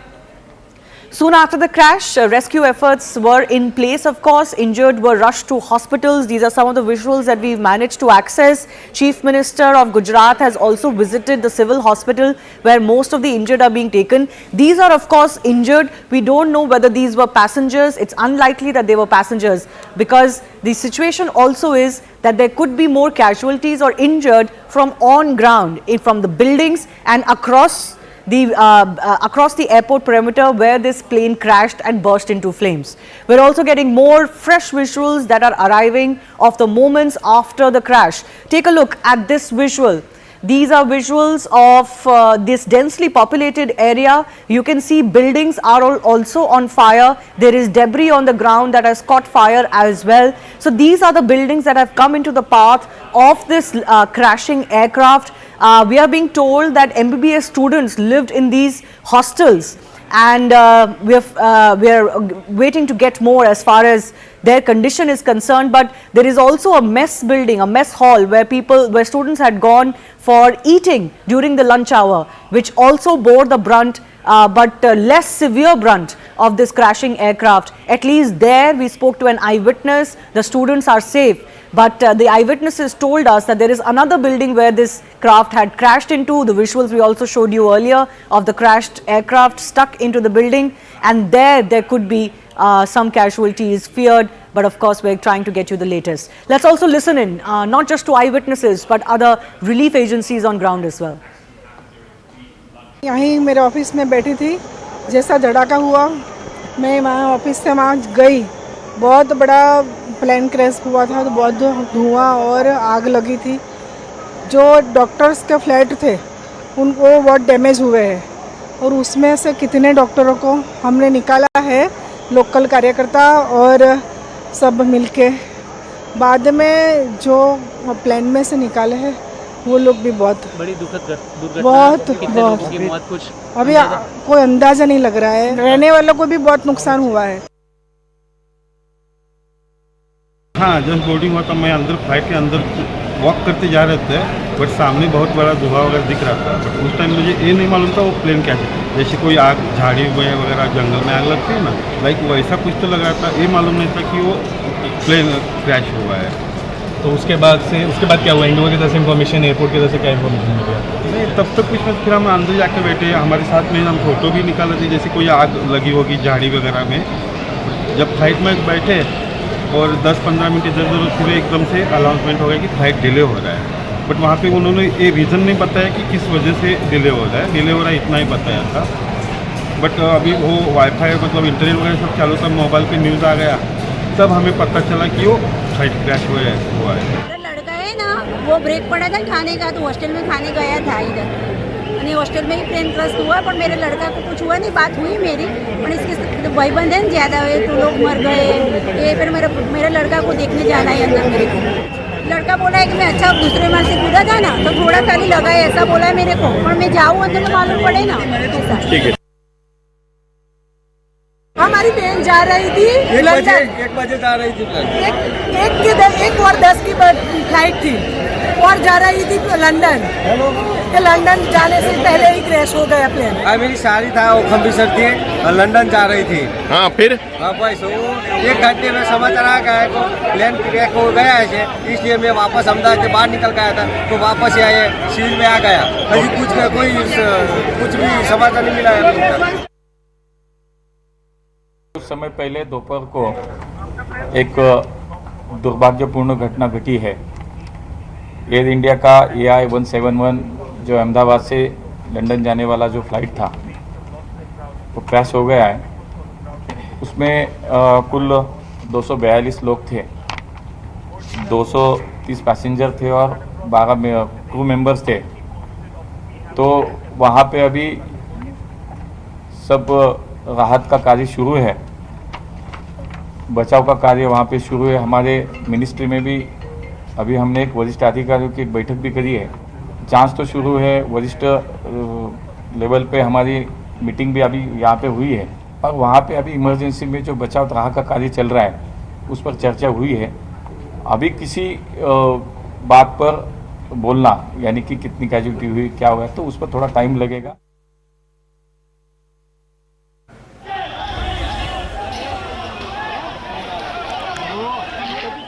Let's go across to some of our experts joining us. Captain C.S. Randhawa is President of Federation of Indian Pilots. He's also served as former General Manager of Air India and former Deputy Chief Flight Operations Inspector at the DGCA. Group Captain M.J.F. Vinod is a former fighter pilot with the Indian Air Force with us. Dr. Vandana Singh, Chairperson of Aviation Cargo, Federation of Aviation Industry in India. V.K. Kukur is aviation expert also with us. I do thank you all for your time. First up, I want to go across to Captain C.S. Randhawa. Yes, ma'am. Your thoughts about the nature of the crash first up, because it has happened within a minute of takeoff, giving the pilots and the crew hardly any time to even be able to change their course of line or their direction, crashing into these buildings.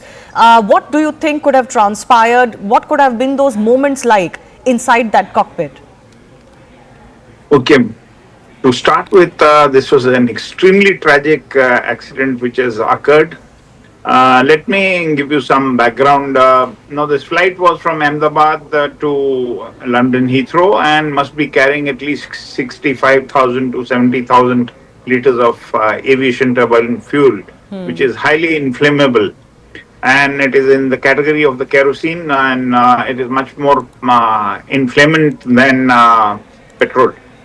Now, the aircraft has taken off. The pilot must have engaged the autopilot around 200 to 250 feet. Now, it seems that the aircraft would have been about 500-600 feet when it started descending, which I have seen through the video. And the pilot has given a mayday call. Yes. Normally, the mayday call should succeed with the nature of failure. Supposing I say mayday, mayday, mayday, engine failure, left engine failure or right engine failure or both engine failure. The pilot has not given that. I think must be because the time was too short and the pilot was still thinking that what he has to do. Okay. Now there are, I could be wrong, the actual analysis will come after the DFDR, the digital data flight recorder, which will be taken out, which records many parameters of the aircraft, speed, height, engine thrust, your engine oil pressure, temperature. There are various parameters this DFDR, which is called the black box, records. In addition to that, there is a cockpit voice recorder, which has got a recording up to 2.5 hours, and then it starts auto erasing. So these two will be able to tell us during the investigation, which I don't think so, the AAIB, which will be instituted to do this inquiry of the crash, they will take time because even the Boeing company will be involved in, in this investigation. So just hold your thought. Just hold your thought. I'm going to come back to you and our other experts as well. My colleague from News 18 Gujarat, reporter Maulik Dhamecha, is actually joining us from the BJ hospital where this plane crashed. Yes. मौलिक, हमें जरा दिखाइए वहाँ पे किस तरह का damage हुआ है और आपको क्या इन्फॉर्मेशन, क्या जानकारी मिल रही है कि कोई वहाँ पे जो बच्चे थे, जो स्टूडेंट्स थे, उनके क्या हालचाल है? बिल्कुल पूरा मामला जो है वो 1:30 बजे के आसपास जब प्लेन क्रैश हुआ तब बना था। फिलहाल ये दृश्य आपको दिखाना चाहूँगा कि ये जो पीजी अस्पताल है जहाँ डॉक्टरी की अस्पताल से पढ़ते हुए बच्चे, जहाँ प्लेन क्रैश होने के नाते लगभग 22 से 30 बच्चे थे जो यहाँ पे प्लेन क्रैश होते ही सीधा ब्लास्ट हुआ और ब्लास्ट होने के नाते वो यहाँ जलकर राख हो गए। साथ ही साथ 133 से भी ज़्यादा पैसेंजर जो प्लेन में सवार थे, अहमदाबाद से टेक ऑफ की हुई फ्लाइट जो थी वो लंदन की ओर जा रही थी, पर करीबन एयरपोर्ट से निकलते ही लगभग 1 किलोमीटर दूर आई होगी और 1 किलोमीटर दूर आते ही ये ब्लास्ट होने के कारण सारा जो है तहस नहस हो चुका है। पूरी बिल्डिंग जो है 8 माले की बिल्डिंग अभी लगभग 4 माले की रह चुकी है। पूरा काटमाल जो है वो खसने का काम जो है वो पुलिस, एनडीआरएफ की टीम, पूरा गुजरात पुलिस का फोर्स और साथ ही साथ आर्मी की टीम जो है वो भी जुटी हुई है। लोकल जो पुलिस और फायर ब्रिगेड की टीम जो है वो भी फिलहाल तैनात है। एक जो अस्पताल से निकाले गए जो डॉक्टर की ओर से बोले गए जो मृत लोग हैं उनको यहाँ से पीएम की ओर ले जाया जा रहा है। माना जा रहा है कि आने वाले समय में और भी जो कई डेड बॉडियाँ जो है वो निकाल के यहाँ से रवाना किए गए। कई सारे बच्चे थे, कई सारे युवा थे जो यहाँ से फ्लाइट में सवार होते हुए और कई जो आशास्पद युवा जो डॉक्टरी की पढ़ाई करने आए हुए थे और ये प्लेन क्रैश होने के नाते अभी फिलहाल मौत को भेटे हुए। मौलिक जी, मैं आपसे कंफर्म करना चाहती हूँ एक बार और। मौलिक जी, मैं आपसे कंफर्म करना चाहती हूँ एक बार और। आप कह रहे हैं कि 22 से लेके 30 बच्चे जो एमबीबीएस की तैयारी कर रहे थे और इस हॉस्टल में रहते थे उनकी मृत्यु हो गई है, अस्पताल ले जाया जाएगा।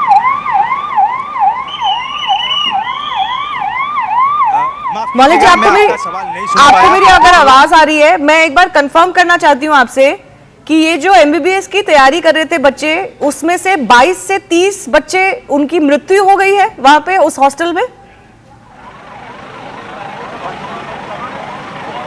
माफ़ कीजिएगा, आपको एक बार क्वेश्चन जो है वो रिपीट करना पड़ेगा क्योंकि एम्बुलेंस की आवाज़ इतनी आ रही है, मैं आपको सुन नहीं पा रहा था। पर फिलहाल एक दृश्य जो है वो आपको दिखाना चाहूँगा कि जो अभी भी फिलहाल कई सारे स्वयंसेवक हैं, कई सारे एम्बुलेंस जो है वो यहाँ के लिए काम में जुटी हुई है, कागजात जो है वो निकालने के जुटी हुई है। फिलहाल एक एक करके एम्बुलेंस जो है वो अंदर भेजा जा रहा है और फिलहाल कोई भी अंदर आ ना जा सके, इसीलिए बीएसएफ का जो पॉइंट है वो बीएसएफ भी यहाँ अंदर जुटा हुआ है। लाइट जो है वो लाइट बिल्कुल ऑफ कर दिया है। टॉरेंट पावर की टीम जो है वो टॉरेंट पावर की टीम जो है यहाँ लगातार तैनात है। साथ ही साथ कई सारे स्वयंसेवक हैं वो भी जुटे हुए हैं। फिलहाल अभी एएमसी के जनरेटर मंगाए गए हैं क्योंकि जो आसपास में जो बड़े घने वृक्ष से उनको काटने के लिए कहीं जो जनरेटर की व्यवस्था जो है वो एएमसी की ओर से की जाए। ऐसी कई सारी मात्रा में एम्बुलेंस जो है एक दो डेड बॉडी निकालने के लिए आती जाती रहती है।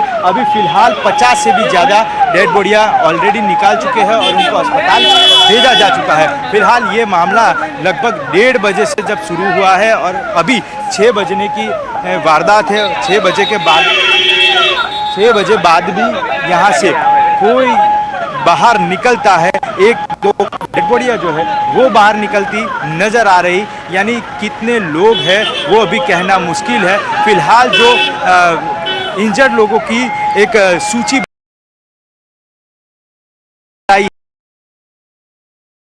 इंजर्ड है उनकी अलग अलग वार्ड में सिविल अस्पताल के अंदर जो है वो सारवार होने जा रही है और बाकी सारे जो लोग हैं उनको यहाँ से डेड बॉडी जो है वो निकाल के आगे की ओर ले जाया जा रहा है। मौलिक जी, अगर आपको मेरी आवाज अब आ रही है, आपके आसपास बहुत आवाज है एम्बुलेंसेस की, मैं आपसे कंफर्म करना चाहती हूँ कि जो बच्चे इस हॉस्टल में थे उनमें से कितनी की मृत्यु हुई है जो आपके पास अभी जानकारी है?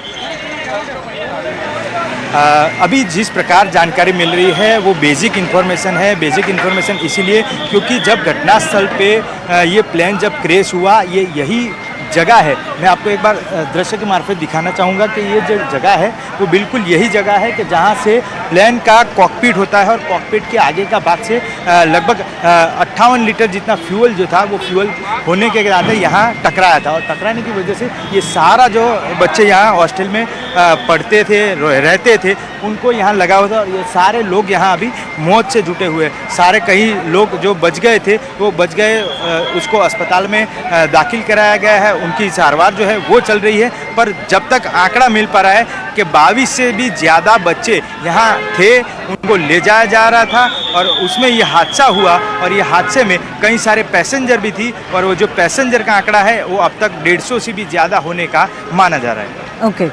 Maulik Dhamija, thanks a lot for joining us. Let me go back to our guests who continue to be with us. Yes, Captain C.S. Randhawa was talking about what could have possibly gone wrong. I'm sorry to cut you short there. We were getting this live report. Yes, sir. Your thoughts on what could have possibly gone wrong? How can both engines of such a reliable aircraft, the Dreamliner, that had never been involved in such a crash of this nature, happen? See, I said earlier that this could have been due to bird ingestion because Ahmedabad is a known airfield for a lot of bird activity. I have flown there enough number of times, and that was one challenge we used to have about the bird activity at Ahmedabad, even when we used to do training flights. So there could be a possibility that that both engines have flamed out because of bird ingestion. There is a very less possibility that the both engines have failed because of fuel starvation, because there are separate fuel lines going into each engine, and it is unlikely that such a situation has occurred until and unless there is some contamination in the fuel, some water content which was there due to cold soak. That possibility also cannot be ruled out. The other possibility could have been that when the pilot did not have much time to think that what has to be done when he's lost control of the aircraft, could be jamming of the control. If there is a jamming of the elevator control in the aircraft, then that possibility also cannot be ruled out. So, in my opinion, it will be not correct to come to any conclusion without the AIB retrieving the DFDR and the CVR, and then only we would be able to come to know. Thirdly, let me tell you, when the aircraft crashes with so much of fuel, it is like a time bomb. Yes. And if it lands up over a populated area, there is no question of survivors wherever the debris of the aircraft will go, because the fuel will be all over. And fuel, you know that when it is spread, even a small fire, small light can create a havoc, because in one go it will burn the whole place. Yes, yes. That certainly seems to have happened as far as this case is also concerned. Let me also go across to Group Captain MJ Vinod. A very, very concerning situation this. Not only the fact that the plane crashed within a minute or so, barely had achieved any height or altitude before it crashed. It seems like the pilots were not able to control the plane at all. Their power was completely off. Both engines could have, and we are being told that that can only happen if both engines have gone off, which is a very rare situation. And then, of course, for the plane to have crashed into a residential area, my colleague was just bringing a report there from what is a tragic scene unfolding, which was a hostel for MBBS students who seem to have come in the path of this crashing plane. Yes, Shivani, with all due respect to all the information out there, I want to, Shivani, I mean, you know me by now, I want to break it down into logical pieces. I landed in this particular runway just a couple of days ago on a twin-engine big jet, and very, very familiar with this place. I keep landing there often. So with that as the background, I'm saying this. If you hear the voice or the noise of this particular video, you can clearly make out that the engines are humming till the time the aeroplane is touching down or hitting the ground. A loss of thrust, loss of power is not the case here. At least from the time they have started filming this video till the time the crash happens, you can hear the engine is running. Point number one. Point number two. Was it just one engine running or was it both engine running? So let's demystify, Shivani, as if one engine running. I reiterate to all our viewers, any twin engine aeroplane, including 787 Dreamliner that we are seeing on the screen now, is capable of taking off. After V1 is when we take off. I mean, there's a speed called V1 at which we take off. The speed V1 speed caters for you to take off in one engine, climb out in one engine, carry out an emergency landing in one engine. It is designed for a single engine operation, which means even if one engine is, so we can hear the noise of the engine, assuming it is just one engine. Okay, before the video was taken, one engine, say, had died. Even if it was one engine, this aeroplane can continue to climb in one engine. It is designed to do so. Then the question, Shivani, will ask me is, why did the aeroplane sink? Yes. The sink can happen when you have the two engine failure or when you have loss of lift.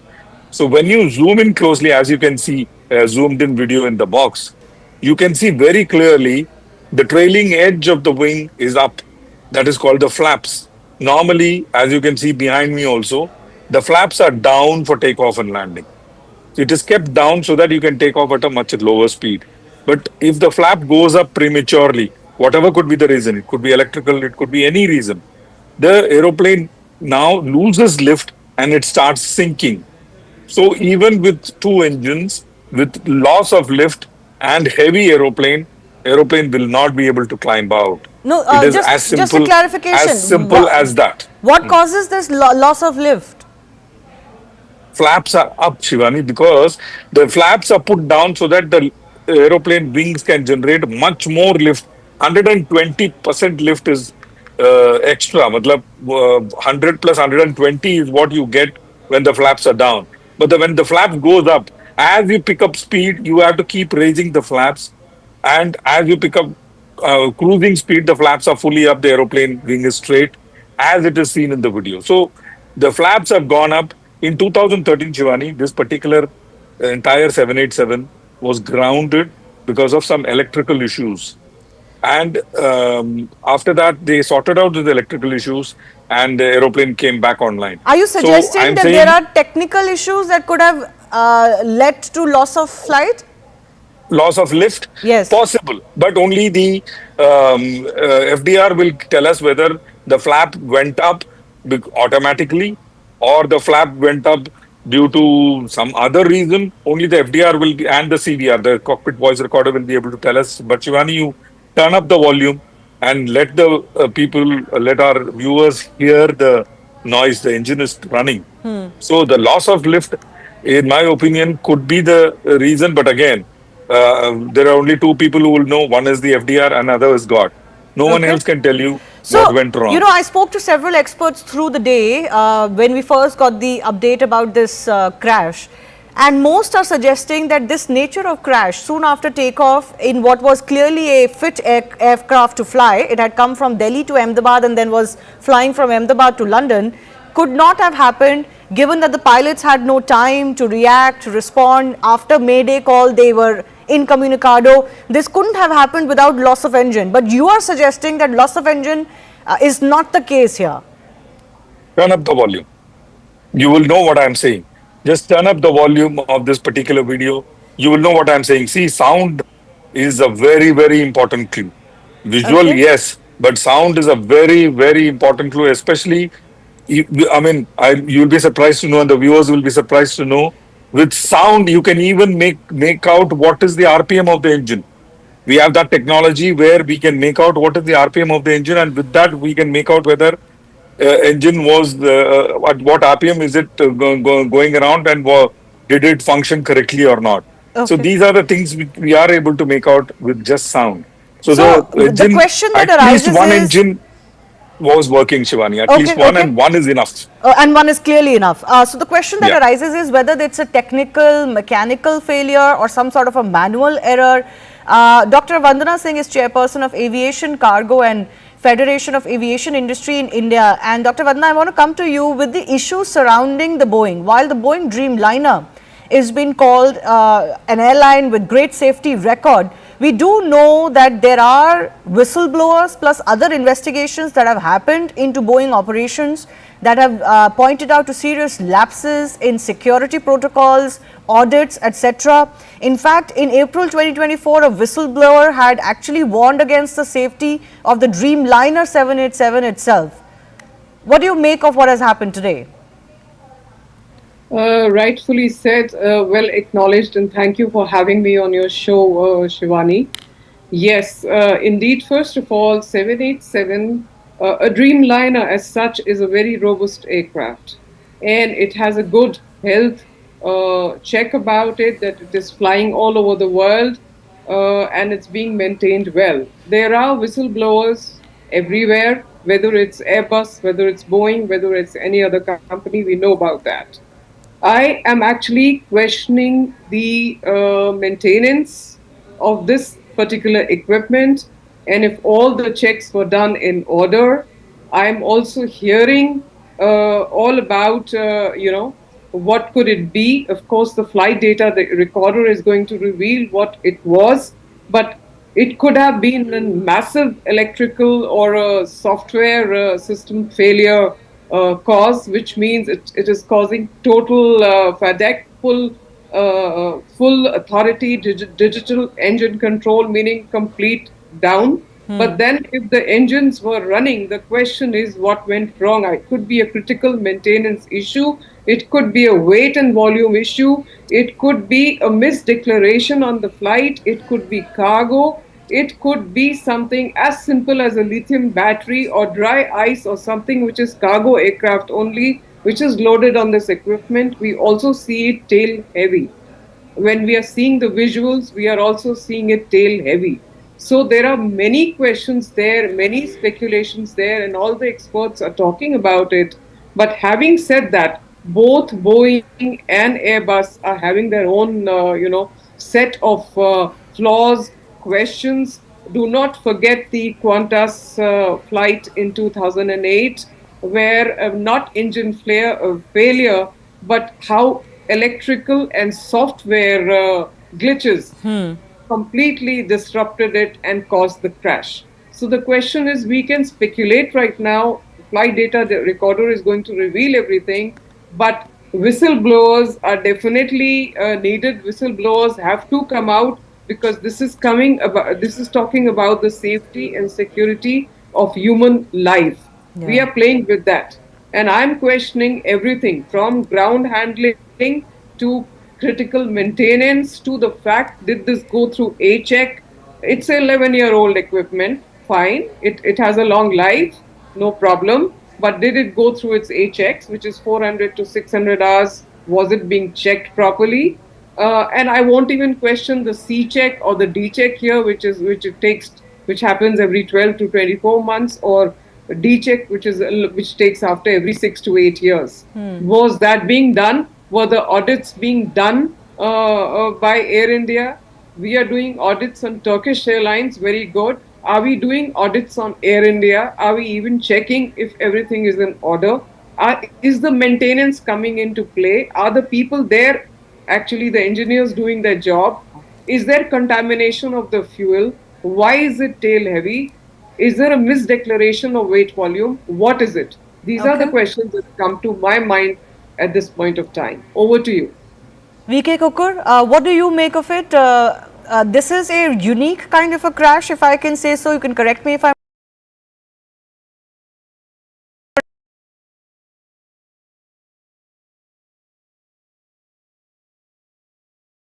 something like this is not witnessed very often, because the kind of crash, the visuals that have been captured suggest that there was engine loss. Some of our experts are now suggesting that engines were working. They can hear the clear engine hum in the visuals that have come out. What is your sense of what could have gone wrong?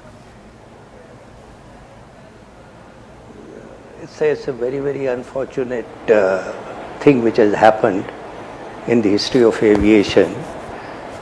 As far as 787s are concerned, they are supposed to be the best aircrafts, and I find that there is no reason at the moment to say that there's a maintenance issue or any other issue.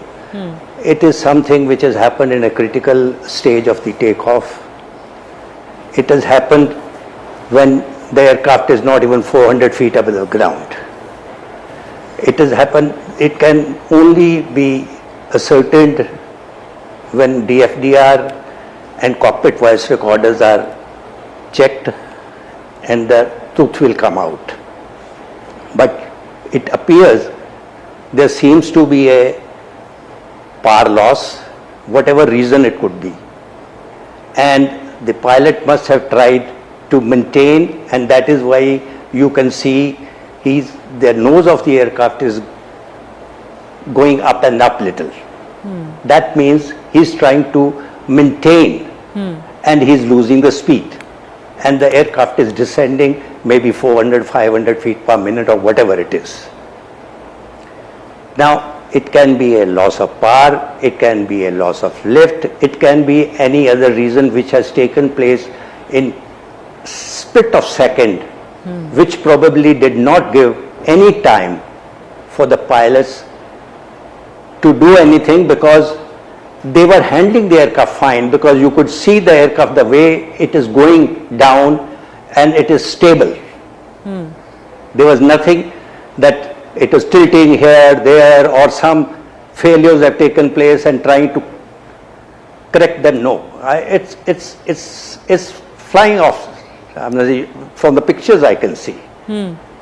Rest we'll come to know, but it's very, very unfortunate, and there is nothing else can be said at the moment. Absolutely. No, absolutely. This has really shocked the entire country and the entire world.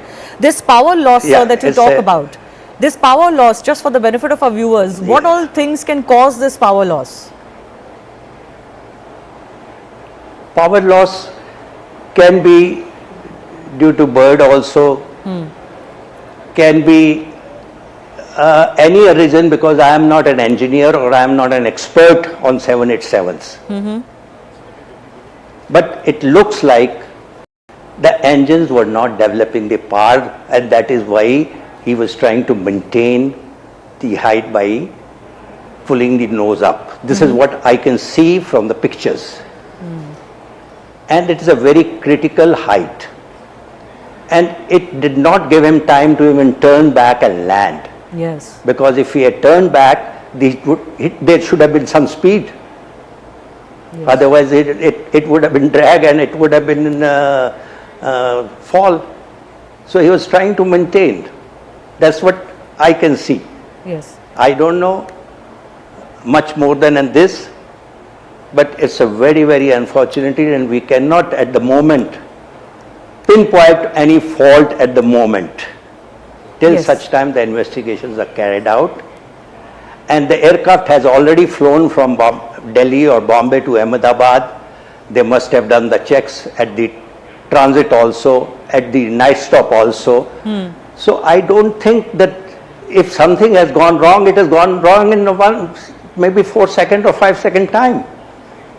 Right. 5 seconds, 10 seconds, because the aircraft has not attained more than 400 feet from the ground. Absolutely. It happened very soon after takeoff. Hardly any altitude had been achieved by the aircraft. It is a critical stage of takeoff. Yes, yes. Captain Saurav Bhatnagar, who's a former A320 pilot from with Indigo, is also joining us. Captain Bhatnagar, your sense on what could have gone wrong as far as this crash is concerned? Hi, good evening. First of all, I must, say this was a very tragic accident which has happened in the history of, 787 Dreamliner, one of the very best and one of the very excellent aircraft to fly by. Though I'm an Airbus 320 with Indigo and Air India Express. And, a lot of theories, the moment these kinds of accidents happen, so there's a lot of theories starts, floating in the air, in the WhatsApp group, in the pilot group and everything. And naturally, the footage also I have seen, and prima facie, it appears to me that yes, what sir is saying is loss of power, because if you see the attitude of the aeroplane, it is going down immediately after takeoff within 1.6 to 1.7 nautical miles in the takeoff direction. The aircraft has gone down. Okay, the moment you see the footage, it looks like a very controlled descent, and there's no flip, there's no change in the attitude of the aeroplane or something. So it looks like a loss of power. Now how the loss of power can take place, whether it is one engine or whether it is two engine. So we are trained, in fact all the aircraft are designed, proven and tested to fly out of the ground even with one engine failed at the time of the takeoff. So we are trained in the simulator. We do exercises regularly. So the engine, even single engine with full takeoff weight, certified takeoff weight, is designed to climb out of the runway on a single engine, clearing all the obstacles in the runway path and achieving the climb gradient for that airport which is designed. Having said that, so looks like to me that if there was some engine failure or one engine failure, the aircraft still is very flyworthy and could have gotten airborne. But the very fact that it came down like under the full force of gravity looks like loss of power on both engines, which could happen because of multiple bird strike. If you have a multiple bird strike or on both the engines, and even though the engines are in the process of winding down and not even the loss or thrust is reduced, or there's some pipeline break on whatever can happen, right? But the engines are not producing that much thrust. And the aircraft had just taken off with full weight, all of it going to London with so much of weight on board, full fuel, everything. What you see immediately on the fire, the ball of fire, the black smoke is of fuel. Anything other than that, when you have an electrical circuit, on fire, that is a white fumes are there, but the black ones are always with the fuel. It was a full fuel. So it's so prima facie, it appears to be a loss of engine or power on both the engines, but it's premature to say anything as of now. We all are speculating, and we all are giving our own theories. The flaps, which is a lift augmenting device, it's seen that the flaps are up, it's not down. The landing gear is down, which is again, it's quite surprising, because first the landing gear goes up and then the flap goes up. So the flaps is up in this case. So we are just speculating, and with my experience, what I can tell you is that this is what we cannot confirm. It's all unconfirmed. The inquiry official will tell what exactly, but it's quite tragic that has happened today. Sir, can I ask you, in your experience, this happened very soon after takeoff, within a minute or so. The crew, the captain gave a mayday call. There was an SOS call. Could you, in your experience, just share with us what those moments could have been like inside the cockpit, given that something has gone wrong so terribly that the plane is unable to lift? Yeah, the first thing is the mayday call is given. It's a distress call. So there are two calls in international aviation fraternity. In basically, it's distress and urgency. So distress is mayday, mayday, mayday. Urgency is pan, pan, pan, pan. So this is it is to identify what kind of the emergency the aircraft or the aircraft is experiencing. Mayday means that it's in a distress. It means that the aircraft is under imminent danger, or the occupants of the aircraft are under imminent danger, and it could, in the civil parlance, you can say that yes, the aircraft is about to crash or something, or out of control, right? When the aircraft goes out of fuel and says mayday, mayday, that means the aircraft is not able, it's not a flyover, they're not able to sustain in the air. Okay, that is what there's the imminent danger to the lives or to the aircraft and everything. That is why it's a distress call given. The very fact that the pilot gave the distress call of mayday, mayday, mayday, it means that he did not have whatever could have been done, what already been done.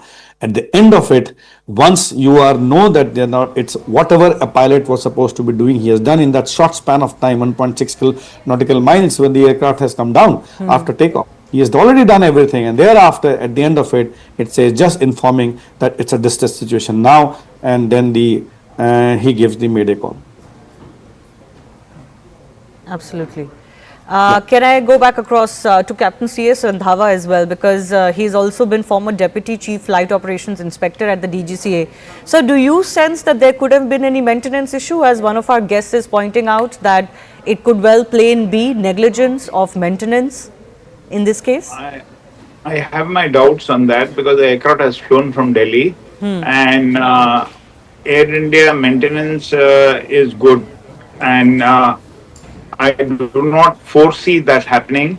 I told you there could have been a chance of fuel contamination because of cold soak. The water has gone, because now the cold soak also, if it is taking place, and if the water has gone through the fuel pipelines along with the fuel, going into both the engines, and then both engines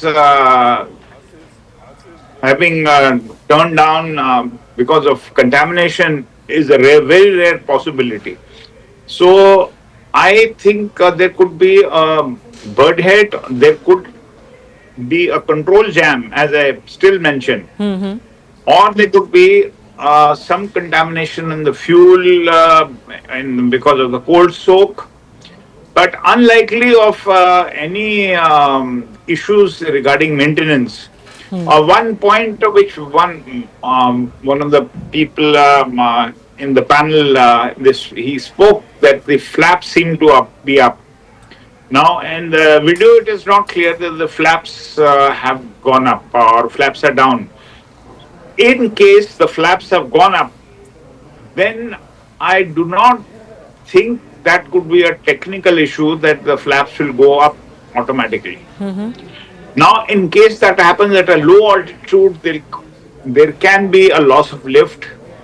Okay. If the engine sounds are being heard, and if the engines were revving and they were running, then this could be a possibility, a loss of lift in case the flaps have gone up. So these are all, we are trying to speculate things, but actually everything will come clear when the DFDR and the CVR are taken out and they are analyzed. And of course, Boeing is going to be part of the investigations because there is a lot at stake for the manufacturer. Absolutely. Because a fear of flying will settle in the minds of passengers who are flying 787.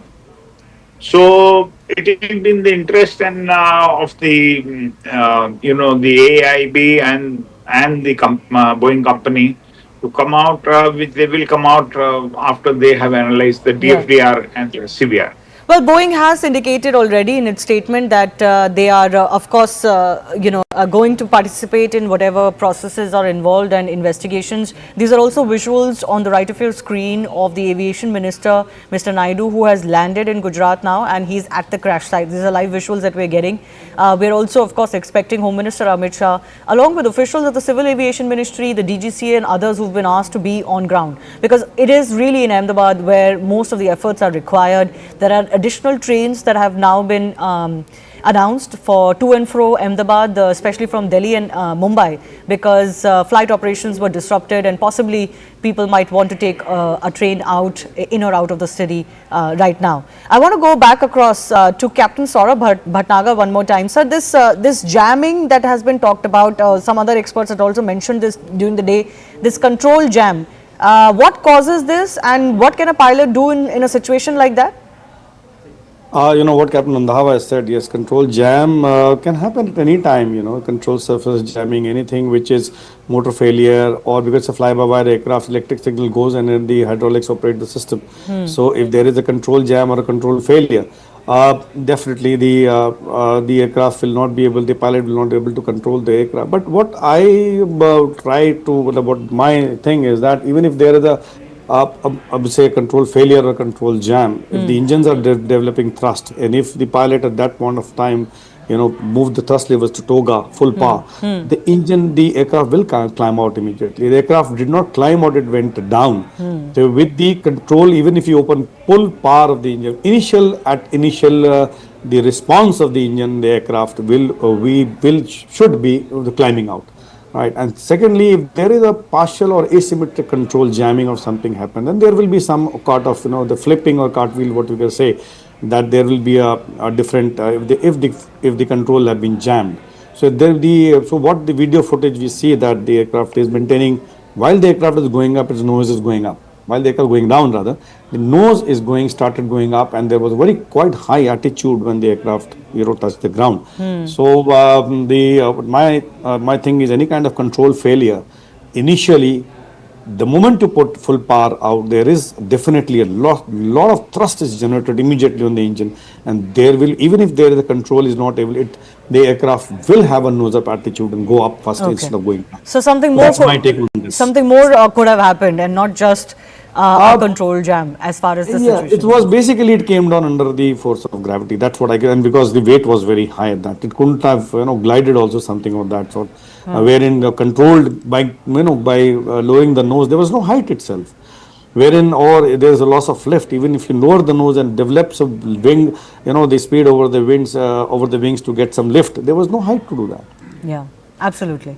Well, certainly very tragic whatever has happened, and one only shudders to think what would have happened in the cockpit, giving pilots no time really to do anything. And there are about 50 to 60 medical students who have been taken to hospital now, we are being told, and we really do pray for their well-being. Let's also take final comments from Group Captain MJ Vinod and Dr. Vandana Singh one more time. Group Captain Vinod, certainly investigation is going to be very key here. You know, the world really deserves to know what really caused this, because we don't really want speculation for too long, and we certainly don't want the fear of flying to set into the mindsets of people. Absolutely not. And that is why I'm trying to piece it, Shivani, logically. Umpteen number of reasons are there. All those reasons can be sifted out by just these visuals.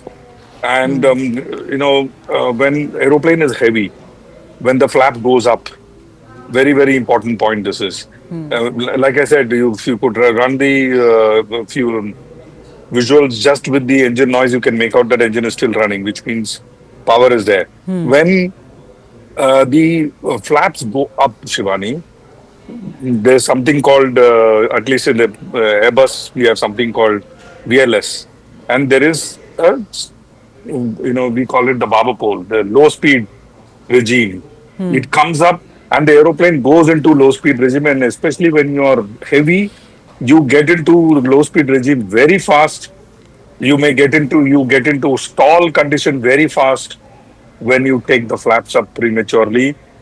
And in this case, it is the loss of lift. The reason could be umpteen, including electrical. So that is something we may need to keep in mind. Why the flap went up is the question that FDR will answer. Flap went up is the reason it went down into the ground, is my take on the subject. Rest all or noise. Over to you. Dr. Vandana Singh, we did get an update that the entire fleet for Air India is now being reassessed. Do you think there should be an across airline kind of exercise done post this crash, even though we cannot ascertain the very reasons for this crash right now?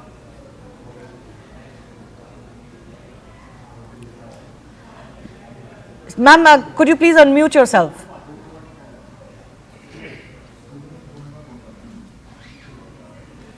Dr. Vandana Singh, can you hear me? I can hear you. Yes, go ahead. We can hear you now. Thank you, Shivani. My comments on this is absolutely there should be complete audits on all equipments that we all have in India. We should be very, very vigilant. This was the writing on the wall. It has been for a very long time. We have been seeing various cases happening in the US where we have been coming on the various channels and discussing it, and including the case that happened at the Jeju airport where it went into a thick wall. Now the question is that it is very pertinent, it is very important that these checks are done. We should not be just looking at Turkish, we should be looking at ourselves also, and we should be making sure that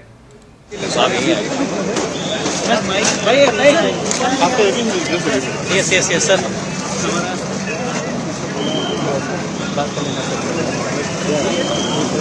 Minister Mr. K. Ramohan Naidu to speak. The media is there with him. He's at the crash site. In fact, those are the buildings that you can see in the background. These are the hostels, we are told, and medical college students were actually staying in these hostels. One of the buildings is the mess. कोई issue नहीं sir. अभी आए inspect कर रहे हैं तो थोड़ा time दीजिए हमें. Okay, thank you.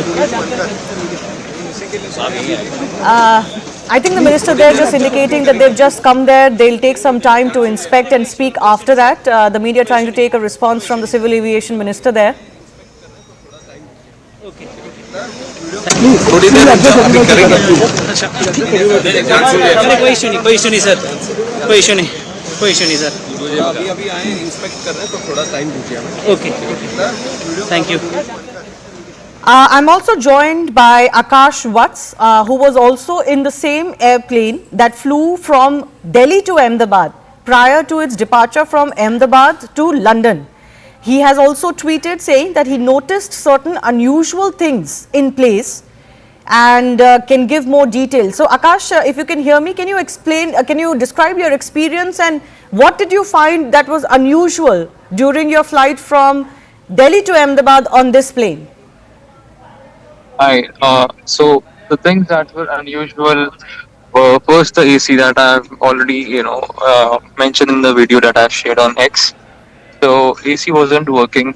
Some people are saying that it is common practice that during takeoff the AC is turned off for a better thrust. But throughout my life, I have never experienced any such thing that the AC is turned off during takeoff because it is just an aircraft. It is packed and there is no place for oxygen or ventilation. So it was very suffocated. In fact, I turned on the front camera. I've shared that same video. I turned on the front camera and I was sweating. My hands were sweating. After the takeoff, the compressor was like getting turned on, turned off, on, off, on, off. So the temperature, it was not stable. And usually I fly wearing a full sleeve shirt or jacket, but today I'm flying in a half t-shirt because initially I thought that it would be cold and I would be needing a blanket, but it was so hot inside the plane throughout the journey. I mean, I was not able to tolerate the fact that why it is happening. Secondly, in-flight entertainment, that is very common in Air India. It usually works. But now the thing in Boeing 787 is two things are there. One is that you don't have the option to move the flap up and down. The second one is you cannot call the cabin crew by just pressing the button in the overhead like on your overhead, right? So there was no button in the overhead. There was the button in the remote control, which I have clearly shown in the video that the button was also not working. When the plane was on ground, I wanted to call the staff, I mean the air hostess, to tell her about the issue. But then I was not able to call, and right after takeoff they came. But by that time I adjusted ki okay, it's just half an hour or like it's just 1 hour flight. In 40 minutes we'll be landing. Kya hi bolna? Everyone thinks that ki yaar ab jo ho gaya. Kya is pe? It is not working. If it is not working, so it will not work. So I ignored it. Third thing was I was sitting on seat 25A, right, and I was just next to this left engine. Right, I'm listening to these news now, but I'll be giving my opinion. So I noticed that the wing were like the flaps and everything. I was thinking that they are not like properly. They were like kind of unstable. Yeah. All right. We'll take that on notice. Thanks a lot, Akash Watts, for joining us. He says that he has experienced some unusual instances when he boarded the same plane when it flew from Delhi to Ahmedabad earlier in the day. Time for me to wrap up Plane Speak. The right stand is coming up in just a bit.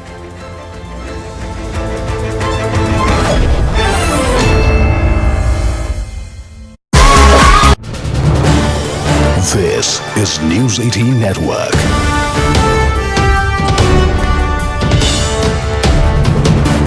India's largest news network. I can assure you that Indian aviation is probably one of the safest in the world. We have all the protocols in place.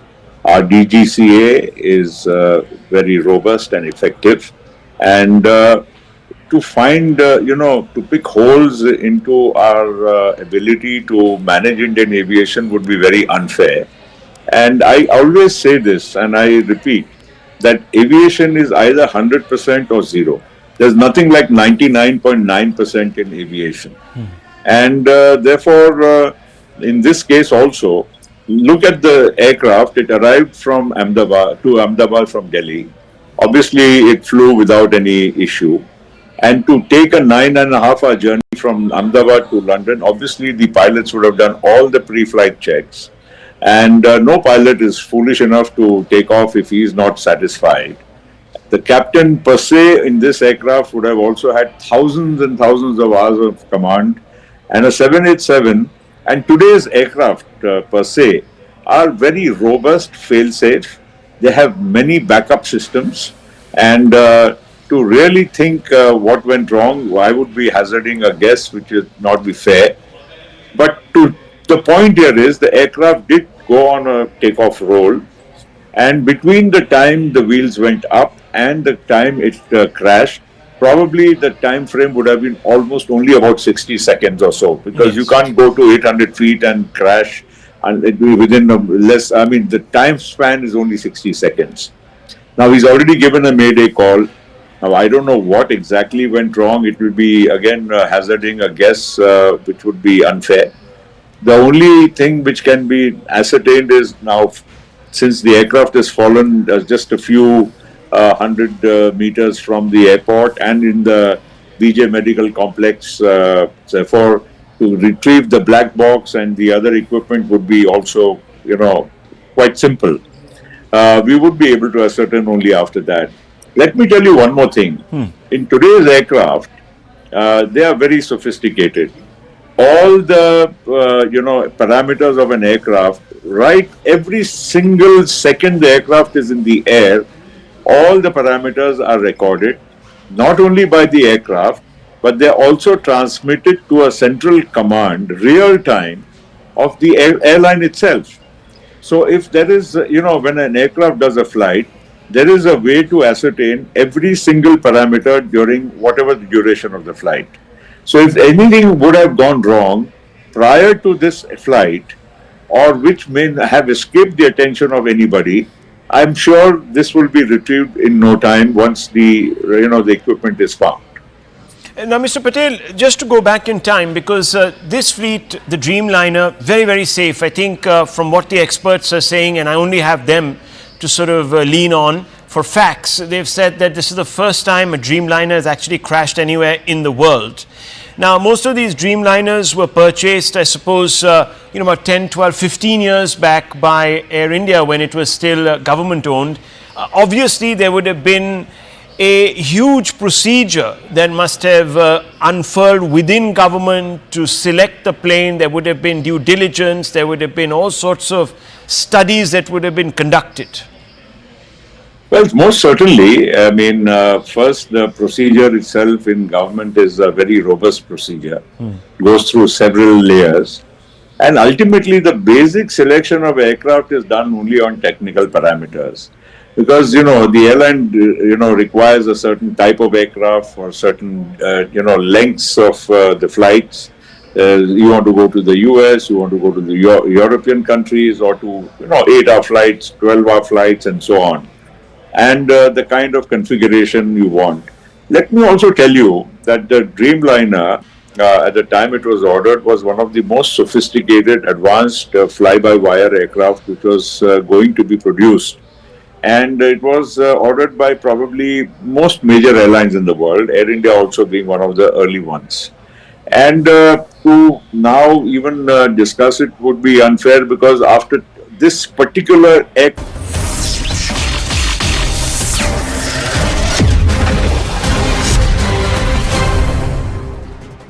watching the right stand, I'm Akanksha Swaroop. We're getting in breaking inputs. In fact, in deeply tragic news coming in, what we're learning is that Gujarat's former Chief Minister Vijay Rupani is confirmed dead in the shocking Air India plane crash that took place today, and that took place on Thursday afternoon. Remember, he had checked into the Z class, which, as we all know, falls under the business class category. Deeply, deeply tragic news coming in that the former Gujarat CM has been declared dead. Yes. I'll only give one line to what you have asked right now. We are going to do a fair and thorough investigation. We are not going to spare anyone. We are not going to leave any stone unturned. We will do properly according to the protocol, and we are going to go to the depth of why this incident has happened. That much I can tell you now. बस अभी इतना का thank you मेरे cap मेरा cap पड़े All right, Civil Aviation Minister Ram Mohan Naidu over there confirming that they will get to the depth and establish what led to that tragic air crash. But in the latest news that has come in, which is equally shocking as the air crash, is the fact that the former Gujarat Chief Minister, Mr. Vijay Rupani, has been confirmed dead. Let's also listen in to what C.R. Patil, Gujarat Minister, has to say. Plane के हादसे जब होते हैं वो भयंकर होते हैं। मोरो गुजरात में अहमदाबाद में हो, ये तो कभी गुजरात के लोगों ने कभी सोचा भी नहीं था। इतना बड़ा हादसा हुआ है, इससे पूरे गुजरात और देश की प्रजा भी हिली हुई है। इंटरनेशनल प्लेन में जाने वाले सभी लोग इसमें उनको क्षति हुई है, उनको कोई मौका ही नहीं मिला और शहर के बीच में होते हुए भी हम कुछ नहीं कर पाए। इसका बड़ा दुख है। सभी दिवंगत आत्माओं को शांति मिले उसके लिए प्रार्थना करते हैं। उनके जो स्वजन है, उनके ऊपर जो आपत्ति आ पड़ी है, भगवान उनको शक्ति दे, ऐसी प्रार्थना करते हैं। और हमारे लिए तो हमारे नेता पूर्व मुख्यमंत्री श्री विजय रूपाणी भी इसी फ्लाइट में अपने परिवार को मिलने के लिए जा रहे थे, वो भी इस हादसा का शिकार हुए हैं। भगवान उनकी भी आत्मा को शांति दे। भाजपा परिवार में एक बहुत बड़ी खोट आई है और इस हादसा इतना बड़ा है कि माननीय प्रधानमंत्री श्री नरेंद्र मोदी साहब भी और श्री अमित भाई शाह साहब भी तो तुरंत गुजरात पहुंच रहे हैं और जो भी बन सकता है, जो भी कर सकते हैं, उसके लिए भी वो यहाँ पर आकर करेंगे। All right, so C.R. Patil over there expressing his condolences, conveying his condolences to all those family members of the victims of this air crash. He's also conveyed his deep remorse with regards to how helpless they were in terms of not being able to do anything to rescue all those victims. Also has expressed his condolences for the tragic demise of Mr. Vijay Rupani, the former Gujarat CM. Joining me right now with more inputs is Payal Mehta. Payal, what are you learning in terms of the demise of the former Gujarat CM, Mr. Vijay Rupani? At what time was he declared dead? He was declared dead just a short while ago, but Rupani's demise feels very personal. I have covered his journey both as a Rajya Sabha Member of Parliament to the fact that he was declared the Chief Minister in 2016, to the fact that he was asked to step down in 2021 when Bhupendra Patel took over. Thereafter, he's held organizational responsibilities. Is currently the Punjab head as far as the BJP's organization is really concerned. He has been somebody who in fact stepped down from active politics, in the sense he would not fight active electoral politics in 2022 when he wrote that letter to C.R. Patil, essentially saying that he would not like to contest the election. And what a tragedy coming to the fore, Akanksha. He was on his way to London. That picture which is out is what fellow passenger clicked and sent to his daughter, because his wife, his daughter was already residing in London. She's married and has been residing in London. His son, who was in the US, was on his way to London because the entire family was to meet together and celebrate a vacation together as well. What a sad end to this life as well. Vijay Rupani had a long-standing career. He started his career as an ABVP, supporter. He's been somebody who, in fact, moved on to, in fact, be an RSS Pracharak. Has also been somebody who was associated with the Janata government, had associated with the BJP from its very inception. One of those leaders who had actually spent few months in jail during the 1976 emergency as well. Extremely close to the BJP top leadership. Hails from Rajkot, is a Gujarati of the Jain community. Has held multiple responsibilities, both with the organization and also with multiple responsibilities, including being a mayor in the past as well. What a sad end to the 68-year-old life.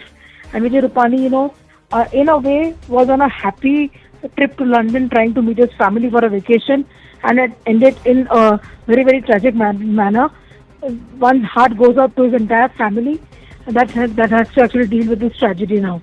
Right, absolutely agree with you. He was a figure who commanded and wielded much influence in the politics of not just the Bharatiya Janata Party, but particularly in Gujarat, because as you highlighted, he held office as the CM between 2016 and 2021. In fact, had held 2 consecutive terms. Many thanks to you, Payal, for bringing us those latest inputs. Let's also give our viewers a quick recap in terms of what exactly happened. From Ahmedabad to London Gatwick was the flight actually headed to as it crashed. The flight took off from runway number 23 at 1:38 p.m. local time. 230 passengers were on board, 12 crew members included. 169 out of these were Indians, 53 were British, 7 Portuguese and 1 Canadian national was on board. A mayday call was issued shortly after takeoff, which was of course not responded. The flight soon after crashed into a medical hostel building. So what happened mid-air also? Initial data from Flight Air India 171 shows that the aircraft reached a maximum barometric altitude of 625 feet. The airport altitude is about 200 feet. Minutes after making this mayday call, the Air India flight started to descend rapidly with a vertical speed of minus 475 feet per minute. And this is that moment of the crash, the plane that quickly descended into the residential area. Let's also take you through that entire footage as it shows this rapid descent is what has caught the attention of several aviation experts. As you can see that the plane had not even reached its complete altitude, which is rather shocking for a commercial air flight. The blaze also soon after erupted, and it was a catastrophic blaze that took place. As you can see, this is in fact the entire debris and the crash site with the debris and the fuel catching fire, gutting several buildings. As you can see, the smoke continues to bellow out, and those are the gutted buildings in the background. Parts of the plane crashed into nearby residential areas, wrecking several buildings, as you can see. And it is the medical students from these buildings that are still struggling for life. Many of them are also being reported dead. But what has caught the attention of the viewers is the nose of the aircraft, which is stuck inside the building. Plane parts destroyed several buildings near the crash site. The parts of the fuselage and engines were cut into several buildings, as you can see. The teams soon after kicked into action. All these emergency teams were activated. They were working round the clock, even as we speak, to douse the flames at the crash site and the nearby buildings. This is one of the deadliest Boeing crashes. Remember, if we look at the cases across the globe, let me give you a quick recap of what happened in December of 2024. Jeju air crash happened in South Korea. It was a Boeing 737-800. What was the reason? It overshot the runway post-emergency landing. What was the death toll like? 179 people of the 181 which were on board were all killed. Let's now quickly rewind to 2019 March, and Ethiopian Airlines, again a Boeing 737 MAX 8. What was the reason? It crashed post-takeoff from Addis Ababa, led to a death toll of 157 passengers and crew members, all of them killed. In October of 2018, the Lion Air Flight 610 in Indonesia crashed. It was a Boeing 737 MAX 8. The reason that was given that time was that it crashed into the ocean soon after takeoff. All 189 on board were killed. If we look at Air India crashes at home, especially in August of 2020, Air India Express flight 1344 killed 184 passengers, 6 crew members, and the reason given was that it overshot the runway during the landing. The death toll was 21 fatalities, and the conclusion that was drawn, in fact, was that there was a non-adherence to the SOPs by the pilot.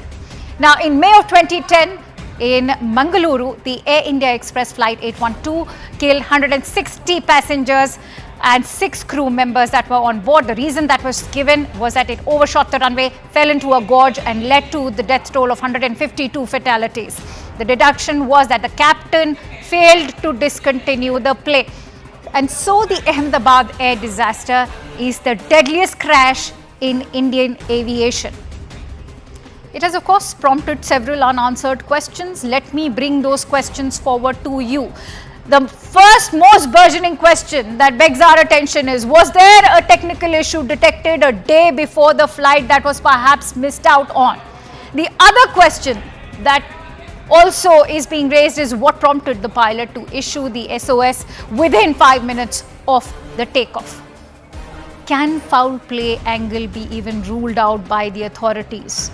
Will all Boeing 787 planes now be put under scanner following this deadly air crash in Ahmedabad today? Will the black box unlock the mystery behind the plane crash? These are all the host of questions that beg and people are still looking for answers for. Now, we are also getting in some breaking inputs right now. Sources from the Ahmedabad police have gone on to say that one survivor has been rescued out of that entire plane crash that happened. So far, only one survivor. Almost a miraculous incident that there's one survivor who has been rescued. The confirmation coming in from Ahmedabad police as we speak. This, remember, so far is a lone survivor who was sitting on seat 11A. Payal Mehta joins me with more inputs. Payal, share the details with us. Well, what we're given to understand is that there is possibly one survivor. That is at least what the authorities are confirming. So that was actually at least some glint, of hope in this entire otherwise dismal affair that was only seen. That 11A is a survivor that the police has really come out and said, and that is actually no less than a miracle. Given the fact that we're almost confirmed that most of the passengers are feared to be dead. In this, including the building against which it crashed, where doctors were eating lunch during the lunch hour as well. This is tragic beyond, beyond one's imagination, but at least one faint glint of hope. And that survivor actually must be a real survivor to survive this entire crash where everybody around him is feared to be dead. Akansha. Also, Payal, what are you learning in terms of the condition of this survivor? How seriously or gravely is he injured, and are there any hopes of him? All right, we seem to have lost that connection with Payal, but what we can tell you is this is almost a miracle that we have a lone survivor from that plane crash. And remember, many of them or almost all of them have been declared dead, but the Ahmedabad police confirming that one person has miraculously survived, and perhaps this survivor could be of extreme importance to the entire investigation, which will now be looking into what exactly led to that deadly air crash. Payal Mehta is back with us. Payal, if you could share details with us with regards to what is the condition of this lone survivor. Well, the condition has certainly been ascertained, and no doubt whatsoever, Akansha, that person must have really, got grievous injuries to say the least, given the fact that everything around him is charged.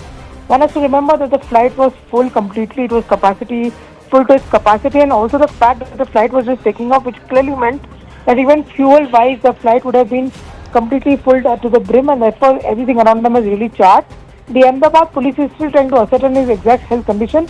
But like I said, in a place where actually everything seems to be so glum, at least there is this faint hint of some sort of a hope coming up that life knows how to survive. Absolutely. Also, now that we have a lone survivor, Payal, share with us how crucial and pivotal could be this survival, in fact, for the entire ongoing investigation. As we also heard what the Civil Aviation Minister, Mr. Ram Mohan Naidu, had to say, that they will get to the bottom of what exactly led to this crash.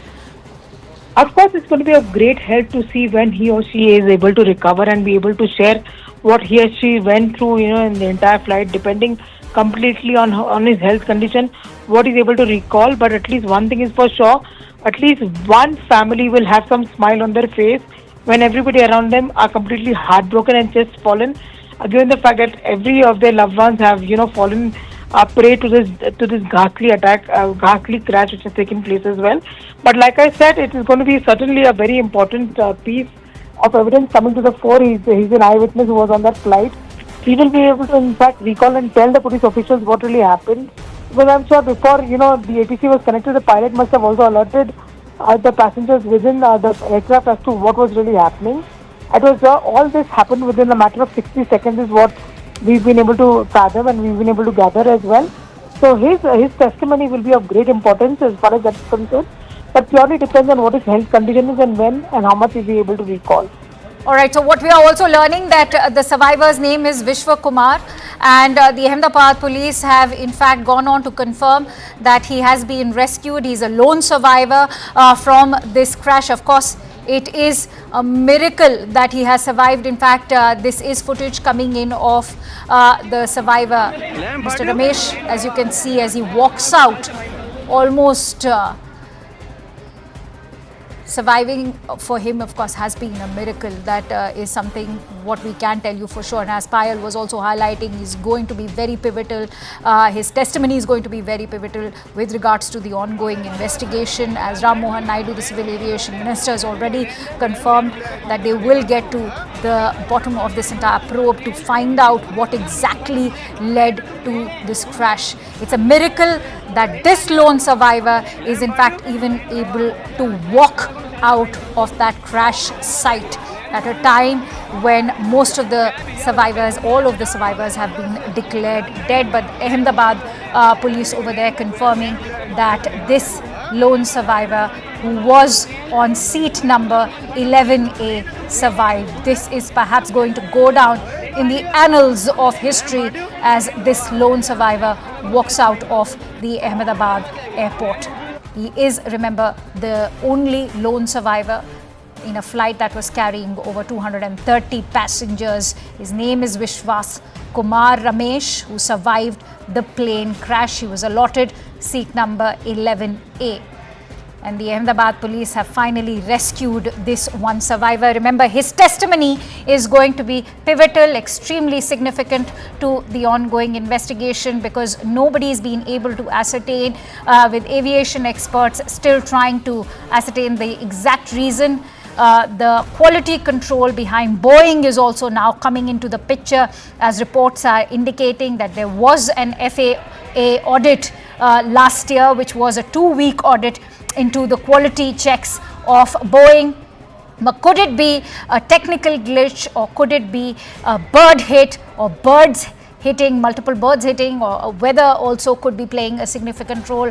Right now it is fairly nascent at this stage to comment into exactly what was that went behind, but perhaps it is Mr. Ramesh's testimony that will be extremely significant. Vishwas Kumar Ramesh, he's a British national, is what we are being told, and he was on the Gatwick bound flight that took off from Ahmedabad and crashed soon after takeoff. Roughly 20 minutes after takeoff is when it crashed, and it crashed into the residential building of the medical college, into the medical hostel, where several students are still grappling for life. It is a miracle, to say the least, that we have a lone survivor, Mr. Ramesh, allotted seat number 11A. He is a British national, as we are being told. He was on a visit to Gujarat and was heading back to London. Payal joins me with more inputs on this miraculous survival that's taken place. Payal, share what else are you learning from your sources? Like I said, that this is a very, very tragic episode which has come to the fore as well. Nobody would have been prepared for an episode like this. A flight of happiness for many who are either looking to go back home or embark on a vacation or a work trip has turned into an extreme tragedy. The testimony of the lone survivor as of now is going to be of extreme importance. That is something at least what the authorities are hoping for, because his testimony in terms of what really led to the circumstances that actually happened is going to be of great importance. We'll have to just wait and see. But like I said, all hands on deck approach being applied by the Government of India over here. In terms of what we've seen so far, multiple leaders, multiple ministers being flown down to Gujarat. C.R. Patil, the Union Minister of Jal Shakti, and also, the state president of BJP has just reached Gujarat. He, in fact, gave us the unfortunate confirmation of Vijay Rupani's unfortunate demise over here. Civil Aviation Minister Ram Mohan Naidu can be seen taking rounds of the accident site, trying to ascertain what's really happening. Muruganar Mahal, the MOS for Civil Aviation, will also be landing shortly at around 7 o'clock, 7:30, I beg your pardon. He's going to be accompanied by officials from Ministry of Civil Aviation Secretary, and also the DGCA officials, who are going to be examining the accident site and understanding how to go about the investigation. Because remember, the Government of India has promised not just to the Indians and not to the victims of those people who actually fell prey to this deadly accident, but also to the foreign nationals that a thorough investigation will be done. And also the fact that Union Home Minister Mr. Amit Shah is a local son of the soil. He's also expected to land in Ahmedabad sometime from now. As it's just too early, I can't to predict as to what really led to the situation, whether there was a technical failure, or whether there was a human error, or whether there was any attempt to sabotage, because there were a lot of foreign nationals on this. Nothing is being ruled out from the agency so far, and should there be any sabotaging angle which emerges over here. It is important to see if the government hands over the probe to NIA or any other investigating agency. It's just too early in the day to talk about it. We'll have to just wait for some more time. Absolutely. In fact, stay with me, Payal, as we are also getting in more information through newspaper reports which are going on to indicate that Mr. Vishwas Kumar Ramesh, who's 40-year-old and the only lone survivor of this deadly crash, has, as we can see, borne impact injuries on his chest, eyes and feet. He has received these impact injuries but is miraculously able to walk out of that entire crash site. That is in fact indeed a miracle in itself. And he's also gone on to share his experience.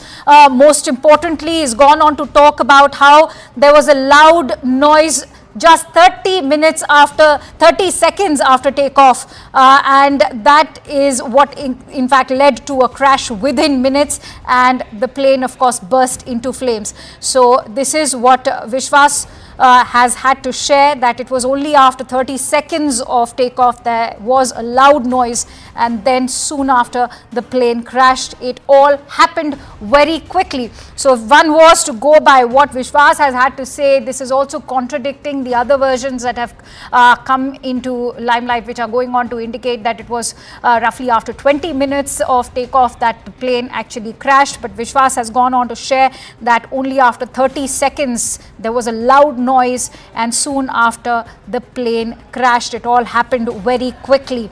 But this indeed is a miracle to see Vishwas Kumar Ramesh, who is a 40-year-old British national, was visiting Gujarat, has miraculously escaped this or rather survived this deadly or catastrophic air crash. This, as relatives of all those who were aboard the Air India flight are currently desperately looking for their loved ones at the civil hospital in Ahmedabad as we speak.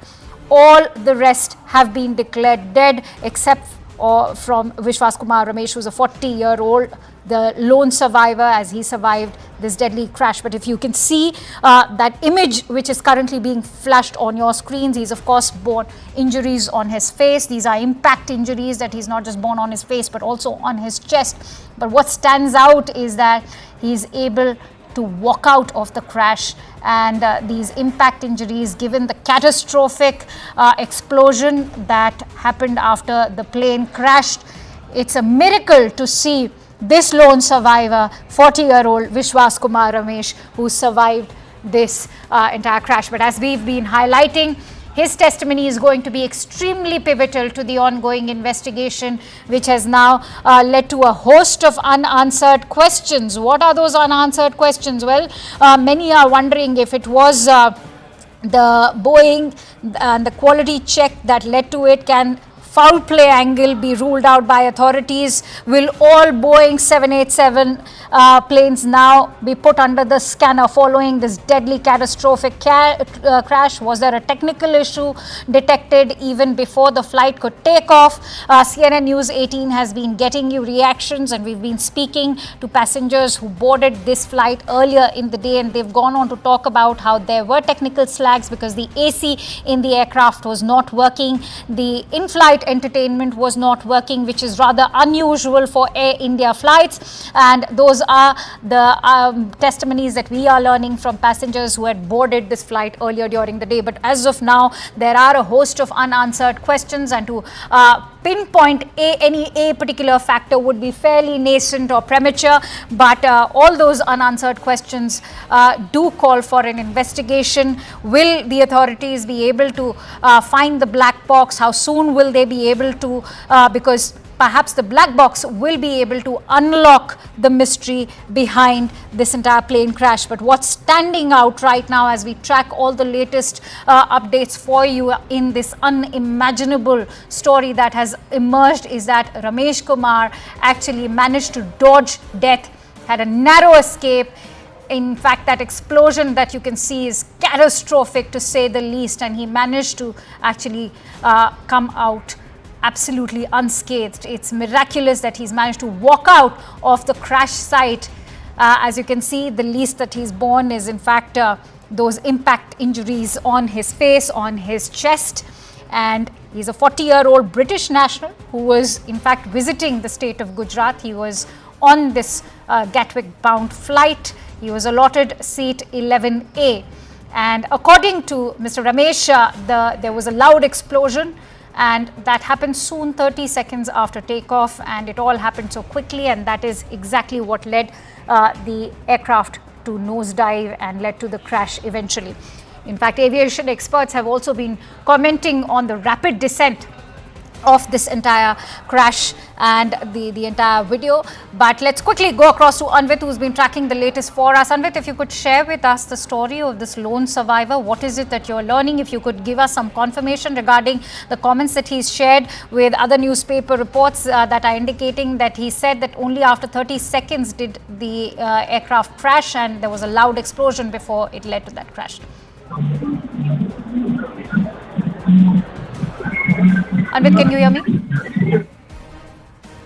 All right, we'll try and reconnect with Anvit, but this is the big story of the hour that has emerged out of this entire air crash. The only silver lining to this deadly, catastrophic air crash, as Ramesh Kumar is the lone survivor, is a 40-year-old British national visiting the state of Gujarat.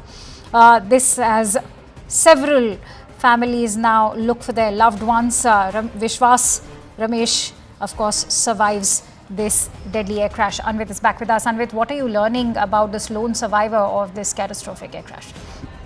One passenger so far has been identified who is the survivor, and so far we are calling him the lone survivor because no other survivor has been reportedly been safe in this flight, and this man has been identified as Vishwas Kumar Ramesh.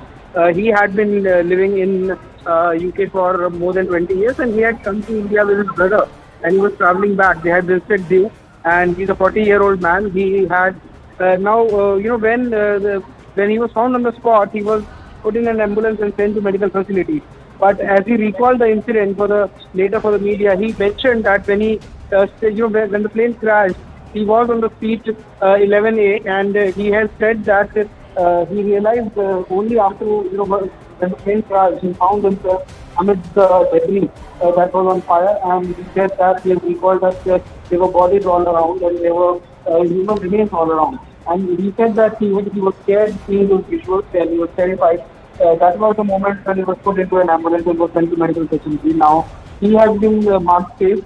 He has injuries. He certainly has injuries all over his body. There are burn marks as well, and there are injuries also. But doctors are saying that he's safe, he has been marked safe. He's out of danger right now, and he's under medical supervision. But so far, he's the only passenger actually who has been found to have survived this crash.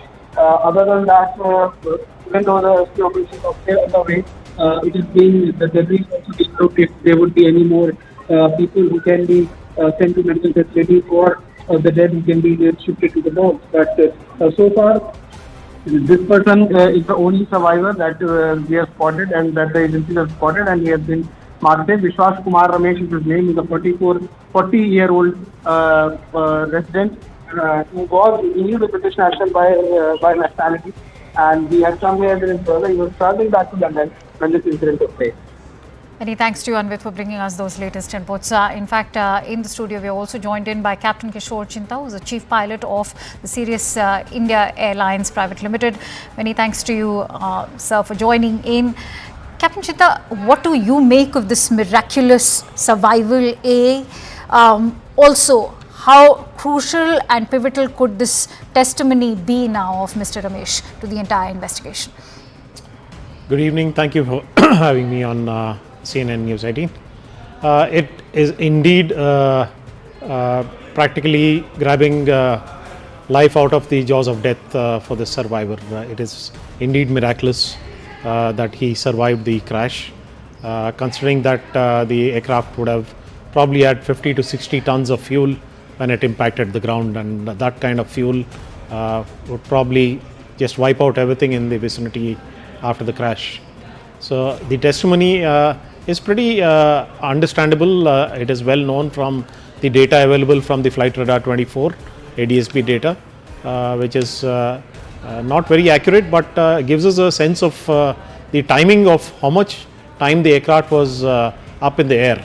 It was definitely not a immediate loss of power. The fact that it happened beyond a speed of V1, beyond which the pilots were compelled to continue with the takeoff, and that it gained an altitude of close to 625 feet as on flight radar.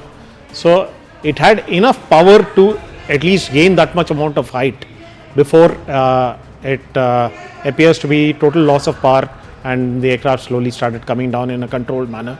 The pilots wouldn't have had anything. That's exactly the point I want to come in on, Captain, because remember, as you quoted, that flight radar has attributed the altitude of just 625 feet after takeoff, which is a height far below standard for a commercial aircraft several minutes into it. I think for the benefit of all our viewers, it is important to break down why this low altitude could have had a role to play. Well, all right, and before we take that answer from you, in fact, fresh visuals coming in on CNN News 18 after the Civil Aviation Minister Ram Mohan Naidu. What we can tell you is that the Home Minister Amit Shah has arrived. Remember, this is also his home state. He's here to inspect the entire site. And as you can see, the debris is still scattered, all of it completely charred. It's a very dark day for the entire nation because the country has also lost the former Chief Minister of Gujarat, Mr. Vijay Rupani, and those visuals coming in as the Union Home Minister, Shri Amit Shah, inspects the crash site. Remember, this is where the Air India aircraft crashed minutes after takeoff, and it is the hostel or the residential building of a medical college. Many of those medical students are still struggling for life. The Home Minister also accompanied by the Gujarat Chief Minister. In fact, he's standing right next to the building where it is the nose of the aircraft that's still stuck, and the Union Home Minister actually inspecting. So, Captain Chinta, please go ahead and tell us why the low altitude could have had a role to play. Well, the mere fact that it reached that altitude is testimony that those engines are powerful enough, even at partial power, to propel the aircraft to that altitude at least. Because if there was total loss of power, it wouldn't have even reached that altitude after takeoff. So the reasons can be multitude. It could be probably a burdette leading to portions of the engine shearing off and entering the rest of the engine clear, causing complete shutdown of the engines.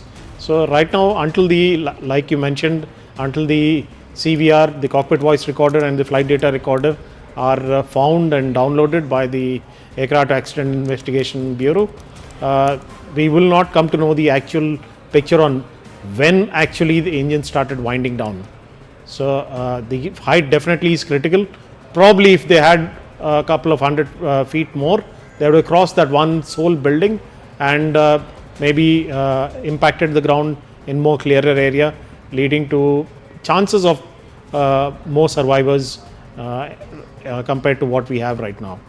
All right, let me also introduce the other guests joining us. I'm joined in by Captain Ehsan Khalid, who's a veteran pilot and currently flying as captain of Gulfstream 650 aircraft. Also joined in by Commodore B.S. Sivach, who's the ex-DG and an aviation safety expert, Mr. Anand Ranganathan, renowned author. Thank you for joining in. Anand, if I could come to you, what is your assessment of the lone survivor, first of all, who's in fact walked out completely unscathed? It's rather shocking to see him walking out at a time when the loved ones are looking for their family members who could have been on that flight. Good evening, Akanksha. On this terrible hour, my sincere condolences to the families of the bereaved. It's such a tragedy. I think we all feel exactly how each one of those families of 242 on the plane and so many other who were doctors and medical students were in the building where the plane crashed into. My sincere condolences. It's an absolutely ghastly event that has taken place. 3 points I'd like to make. Number one, of course, it is too early to even discuss about the possibilities of what caused the fatal crash. There are many theories floating around, but at the moment, I'm not going to pick one of those, or at least go with some of those theories, because all of them are at present mere conjectures. This Dreamliner, which is a particular type of aircraft, this is the first fatal crash in its history, and it's been there commissioned for the last 15 years. Having said that, there have been whistleblowers who've talked about the deficiencies that have gone on in the construction, in the making of the Dreamliner, who've talked about the cost cutting, or indeed cutting corners by Boeing as far as the commissioning of the plane itself is concerned, who've talked about various inadequacies, especially relating to hydraulics. And a similar loss, sudden descent, loss of height, happened almost a year ago, in fact 14 months ago, on a Dreamliner flight from Sydney to Auckland, if I'm not mistaken. I think it was Chilean Airlines. And there was a sudden descent, which is what we've seen, at least from the visuals that I can see. And the one of the panelists was talking about that after the V1, the descent was reached, and it is highly unusual for a plane to then suddenly lose descent. Right. I think many people have ruled out the possibility of a bird hit at that height. As far as the survivor is concerned, Akanksha, it's an absolute miracle, and I'm so happy, at least in this unearthly hour, ungodly hour, to have this small bit of news, good news, and I hope that he's able to, he looks pretty fit under the circumstances. True. And he could be giving us vital information about what happened. Yes. True. He's the only silver lining at the moment, and perhaps, in fact, latest visuals coming in to take our viewers through these visuals that have just come in. These are critical moments before that Indian Airlines flight took off. Just critical moments of that entire takeoff that have been accessed by CNN News 18 before it crashed. But as flight, this is in fact just the takeoff, and it led to the crash soon after it takes off. This is the entire video that we have accessed for you that shows that entire takeoff till the moment where it leads to that catastrophic explosion, as you can see. And those visuals, in fact, indicating that the moment when the AI-171 actually took off. And as you can see, those visuals actually speaking for themselves, that as Mr. Ramesh's testimony goes, that it was a loud explosion, and within 30 seconds it was all over. And I want to bring in Captain Ehsan Khalid. The video speaks for itself. Captain Khalid. All right, we'll bring in DBS Gujral over there. DG Flight Safety of Air Costa is also with us. Mr. Gujral, what do you make of these visuals? They are also in alignment with the testimony that's come in of Mr. Ramesh, who said that it was all over within 30 seconds.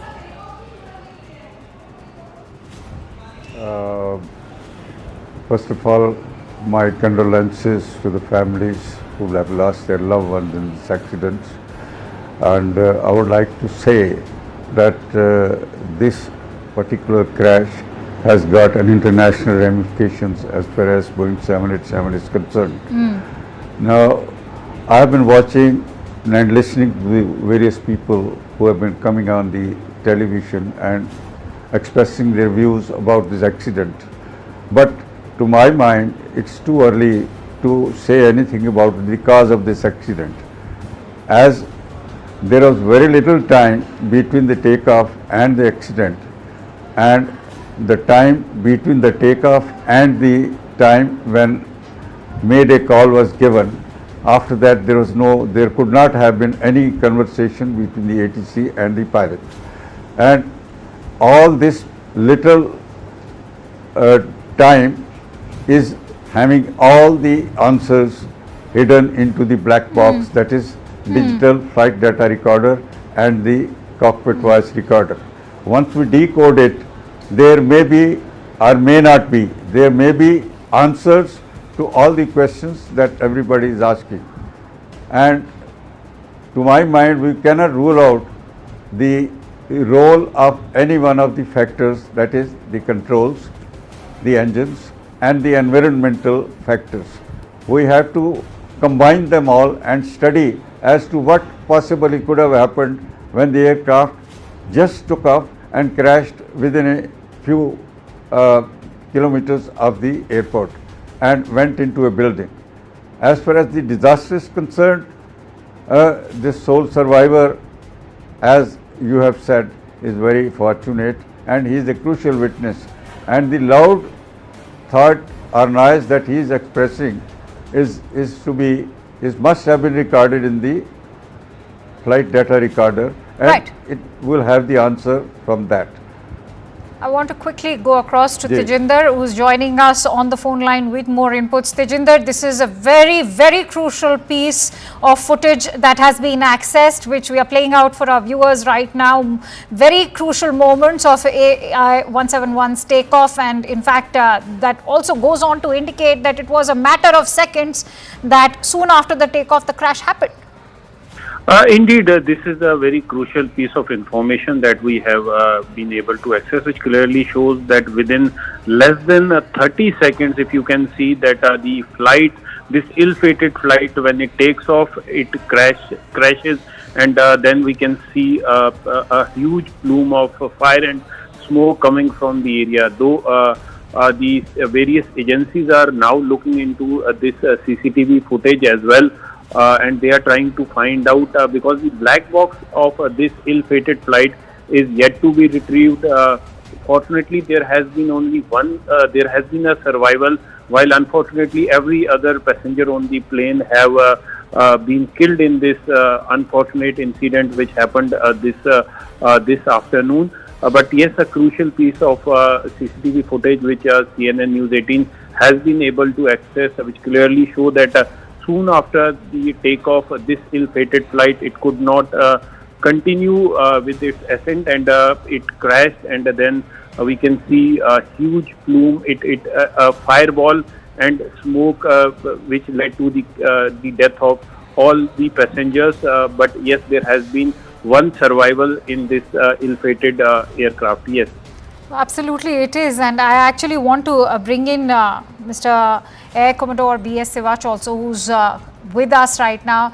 So, what do you make of these visuals? Because contrary to what Flight Radar 24 was reporting, that it was 20 minutes after takeoff, now these visuals actually go on to testify also what Mr. Ramesh has been stating, that it was a loud explosion, and within 30 seconds this entire catastrophic crash took place.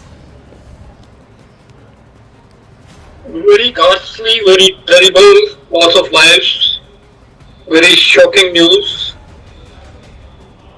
Our heartfelt condolences from Aviation Safety India, and our prayer to God for the speedy recovery of those who are injured. Now, in this particular accident, the aircraft was fully serviceable. Pilots were absolutely well qualified with good experience. Weather was reasonably good. The aircraft was fully serviceable. The aircraft has taken off. Actually, it has come from Delhi. So, aircraft was fully serviceable. It has landed there, got turned around, loaded its passenger, and again took off. Till takeoff, there was no problem. The aircraft was climbing after takeoff at about 425 feet. That is what is being talked about is 625 feet. The Ahmedabad runway elevation is about 180 odd feet. So let's assume 200 feet. So aircraft was just at 425 feet. It experienced sudden loss of power. We must commend the presence of mind of the pilot that at such low altitude loss of power, he immediately informed ATC in the form of mayday call that there is serious threat to the safety of the aircraft and passengers. So it's creditable on the part of the pilot without losing cool, and still he continued because now he had loss of power, so he could not continue the climb. He started descending because of the loss of power. Loss of power can be attributed to so many reasons. This Ahmedabad airport is notorious for bird strike. So burst tight to both the engine can lead to the shutdown of both the engines. And the passenger who was survived, he also talked about some loud noise. So loud noise possibly has come from engines, which was possibly maybe bird hit, and thereafter loss of engine power. Pilot transmitted ATC, tried to avoid buildings. Unfortunately, he was helpless. He had no control over the aircraft because there was no power in the aircraft, and eventually the aircraft crashed. Very, very terrible accident. The Boeing 787 Dreamliner is a very safe aircraft. Initially, it had some troubles. These are called teething troubles, which had been resolved. Now, this aircraft is being flown by a large number of airlines. Almost 1,200 aircrafts are flying around the world. They must have conducted millions of flights. There have been no such accident. Remember, in aircraft operation, there are only two phases of flight which are very, very critical. One is takeoff and another landing. Most of the accident happened during this phase. Most of the accident take place during landing. Takeoff, there is very rare. This is one of the rarest of the accidents. There have been accidents, I'm not saying that, but it is very rare. Landing accidents have been plenty. So this accident, takeoff accident, obviously chances of surviving the crash because the aircraft had more than 1 lakh liters of fuel. So it's like a bomb blast. The fuel caught fire and of course there was a large flame. It is very miraculous, very surprising and very good news that at least one person who survived this Holocaust. I want to bring in Captain Chinta on that note. Captain Chinta, this is a very significant and pivotal piece of footage, and I'm sure this will also be aiding the ongoing investigation. But what is your assessment? Because as we said, that this is now fresh information corroborated by these visuals that the blast happened within 30 seconds as the plane takes off and it crashes within 30 seconds. What is your assessment and what are the questions that are coming to your mind? Of course, we all know that 65 to 70,000 liters of fuel was being carried in this flight, given that it was Gatwick bound, and that sort of sheds light on the size of the explosion.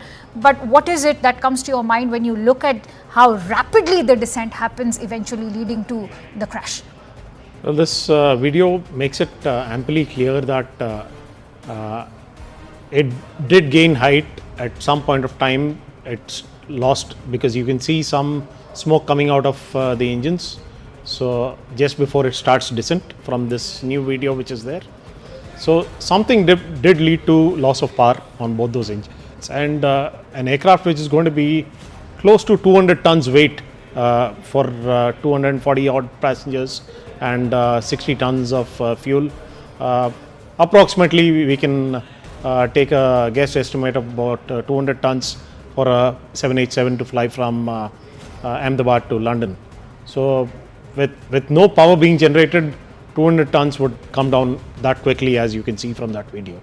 So the pilots did a miraculous job of maintaining full control and maintaining wings level all the way down to the impact. If they had even slight amount of bank, we wouldn't have seen even that sole survivor which we have. All right, Mr. Gujral, I want to quickly bring you in before I take closing thoughts from Anand.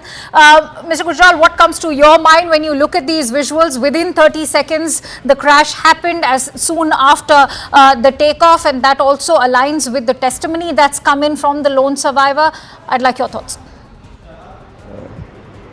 Thank you so much for bringing me in. What I find is that there are so many factors coming into my mind when I listen to and watch the visual on the TV. But there is one very crucial question. Why did the aircraft did not gain the height? The loss of height is not being explained by any of these arguments, right? Whether it was fuel starvation, whether it was something else, or whether it was failure of the engines, or whether it was bird ingestion. All these questions are being answered by the silent listener, that is called black box. Once we get the answer from the flight data recorder. Once we decode it and once we listen to the cockpit voice recorder, the pilot's conversation will come to us. The parameters that are recorded in the flight data recorder will be in front of us for finding out at least as to what exactly at that moment in a very brief short time happened. As far as the aircraft is concerned, it flew from Delhi to Ahmedabad. It was trouble free, and in every transit the aircraft is checked up thoroughly before it is cleared for the next flight, and the same must have been done by the engineering staff at Ahmedabad as well. But what happened between those few seconds and after the loud explosion which our friend survivor is telling, is these questions will be answered only when we decode the flight data recorder. The pilots are definitely experienced and qualified, and I understand that Captain Sabrawal was a line training captain. Such position is given only to the pilots who are well briefed, well qualified and well experienced. As the Air Commodore has said, it's definitely a compliment to the pilots who maintained their calm even at that critical moment when perhaps they saw there was no chance to survive. I think it's a great compliment to their professional skill and to the maintenance of the aircraft, which was definitely trouble-free when it arrived from Delhi. Thank you so much. Stay with me, Mr. Gujral. I also want to bring in Anand. Anand, I think you were raising a very critical point. While it is fairly nascent to probe into what exactly led to the air crash, there are many who are also raising questions about whether or not this calls for a quality control for Boeing, because remember there's talk about how the Boeing 787 Dreamliner was also facing numerous quality controls, and the FAA and Boeing both had in fact paused its deliveries between the year 2021 and 2023 because it was not just facing numerous quality control issues but also manufacturing issues, and there were reworks being called for within these Boeing Dreamliners. No, absolutely. But I have to say this, that your video, it is clear. Thank you for airing it. I think it's quite clear from those visuals Let me just play up Mr. N. Chandrasekharan's phone conversation that he's had with CNN News 18's Sharon Elizabeth. Let's listen.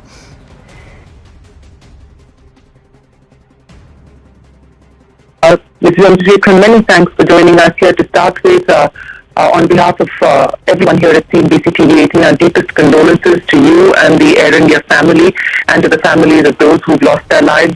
I want to start by asking you, sir, what is the latest in terms of the information that you can share with us? You are in Ahmedabad, you've met with officials. I would appreciate any latest information that you can share with us to elaborate on what has transpired. First of all, Shireen, it is a totally devastating tragedy, and we are all totally shocked and deeply affected, and our immediate focus is to help the people, the families of people who have experienced this tragedy.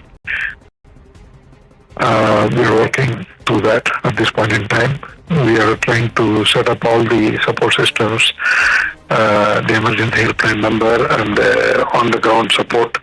A lot of people from Air India have flown from Delhi to be here on the ground.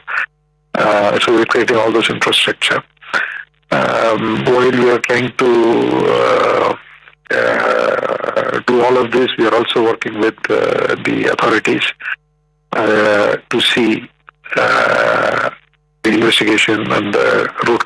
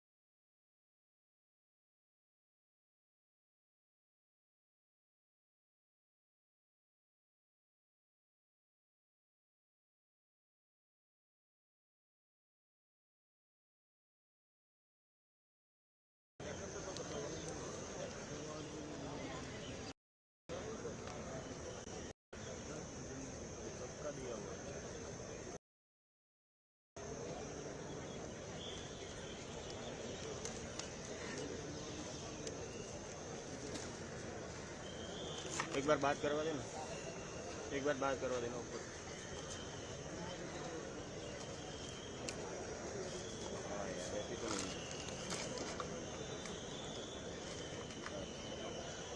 CNCB उसमें भी आती है।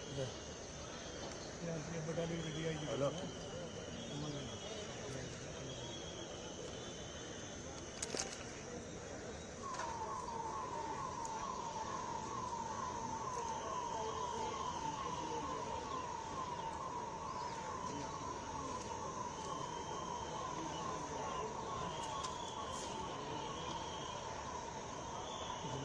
Hello Tarun ji, मुझे कहीं और बुला रहे हैं और नहीं कर रहा हूँ। नहीं गौतम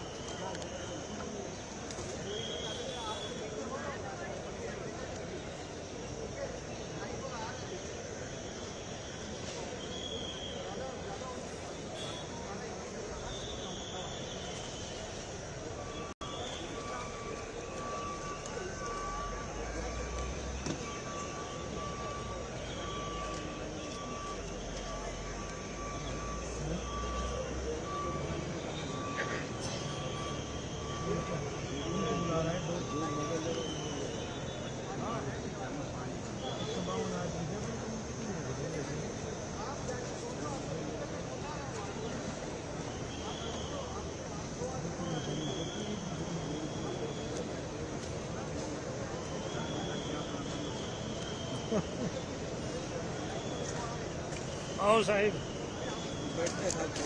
आ जाओ। अरे सर ये लाइव फ्रेम है। Thank you. उधर कर लाइव यार, इधर कहाँ से देख रहा है? लाइव हो रहा है। हाँ लाइव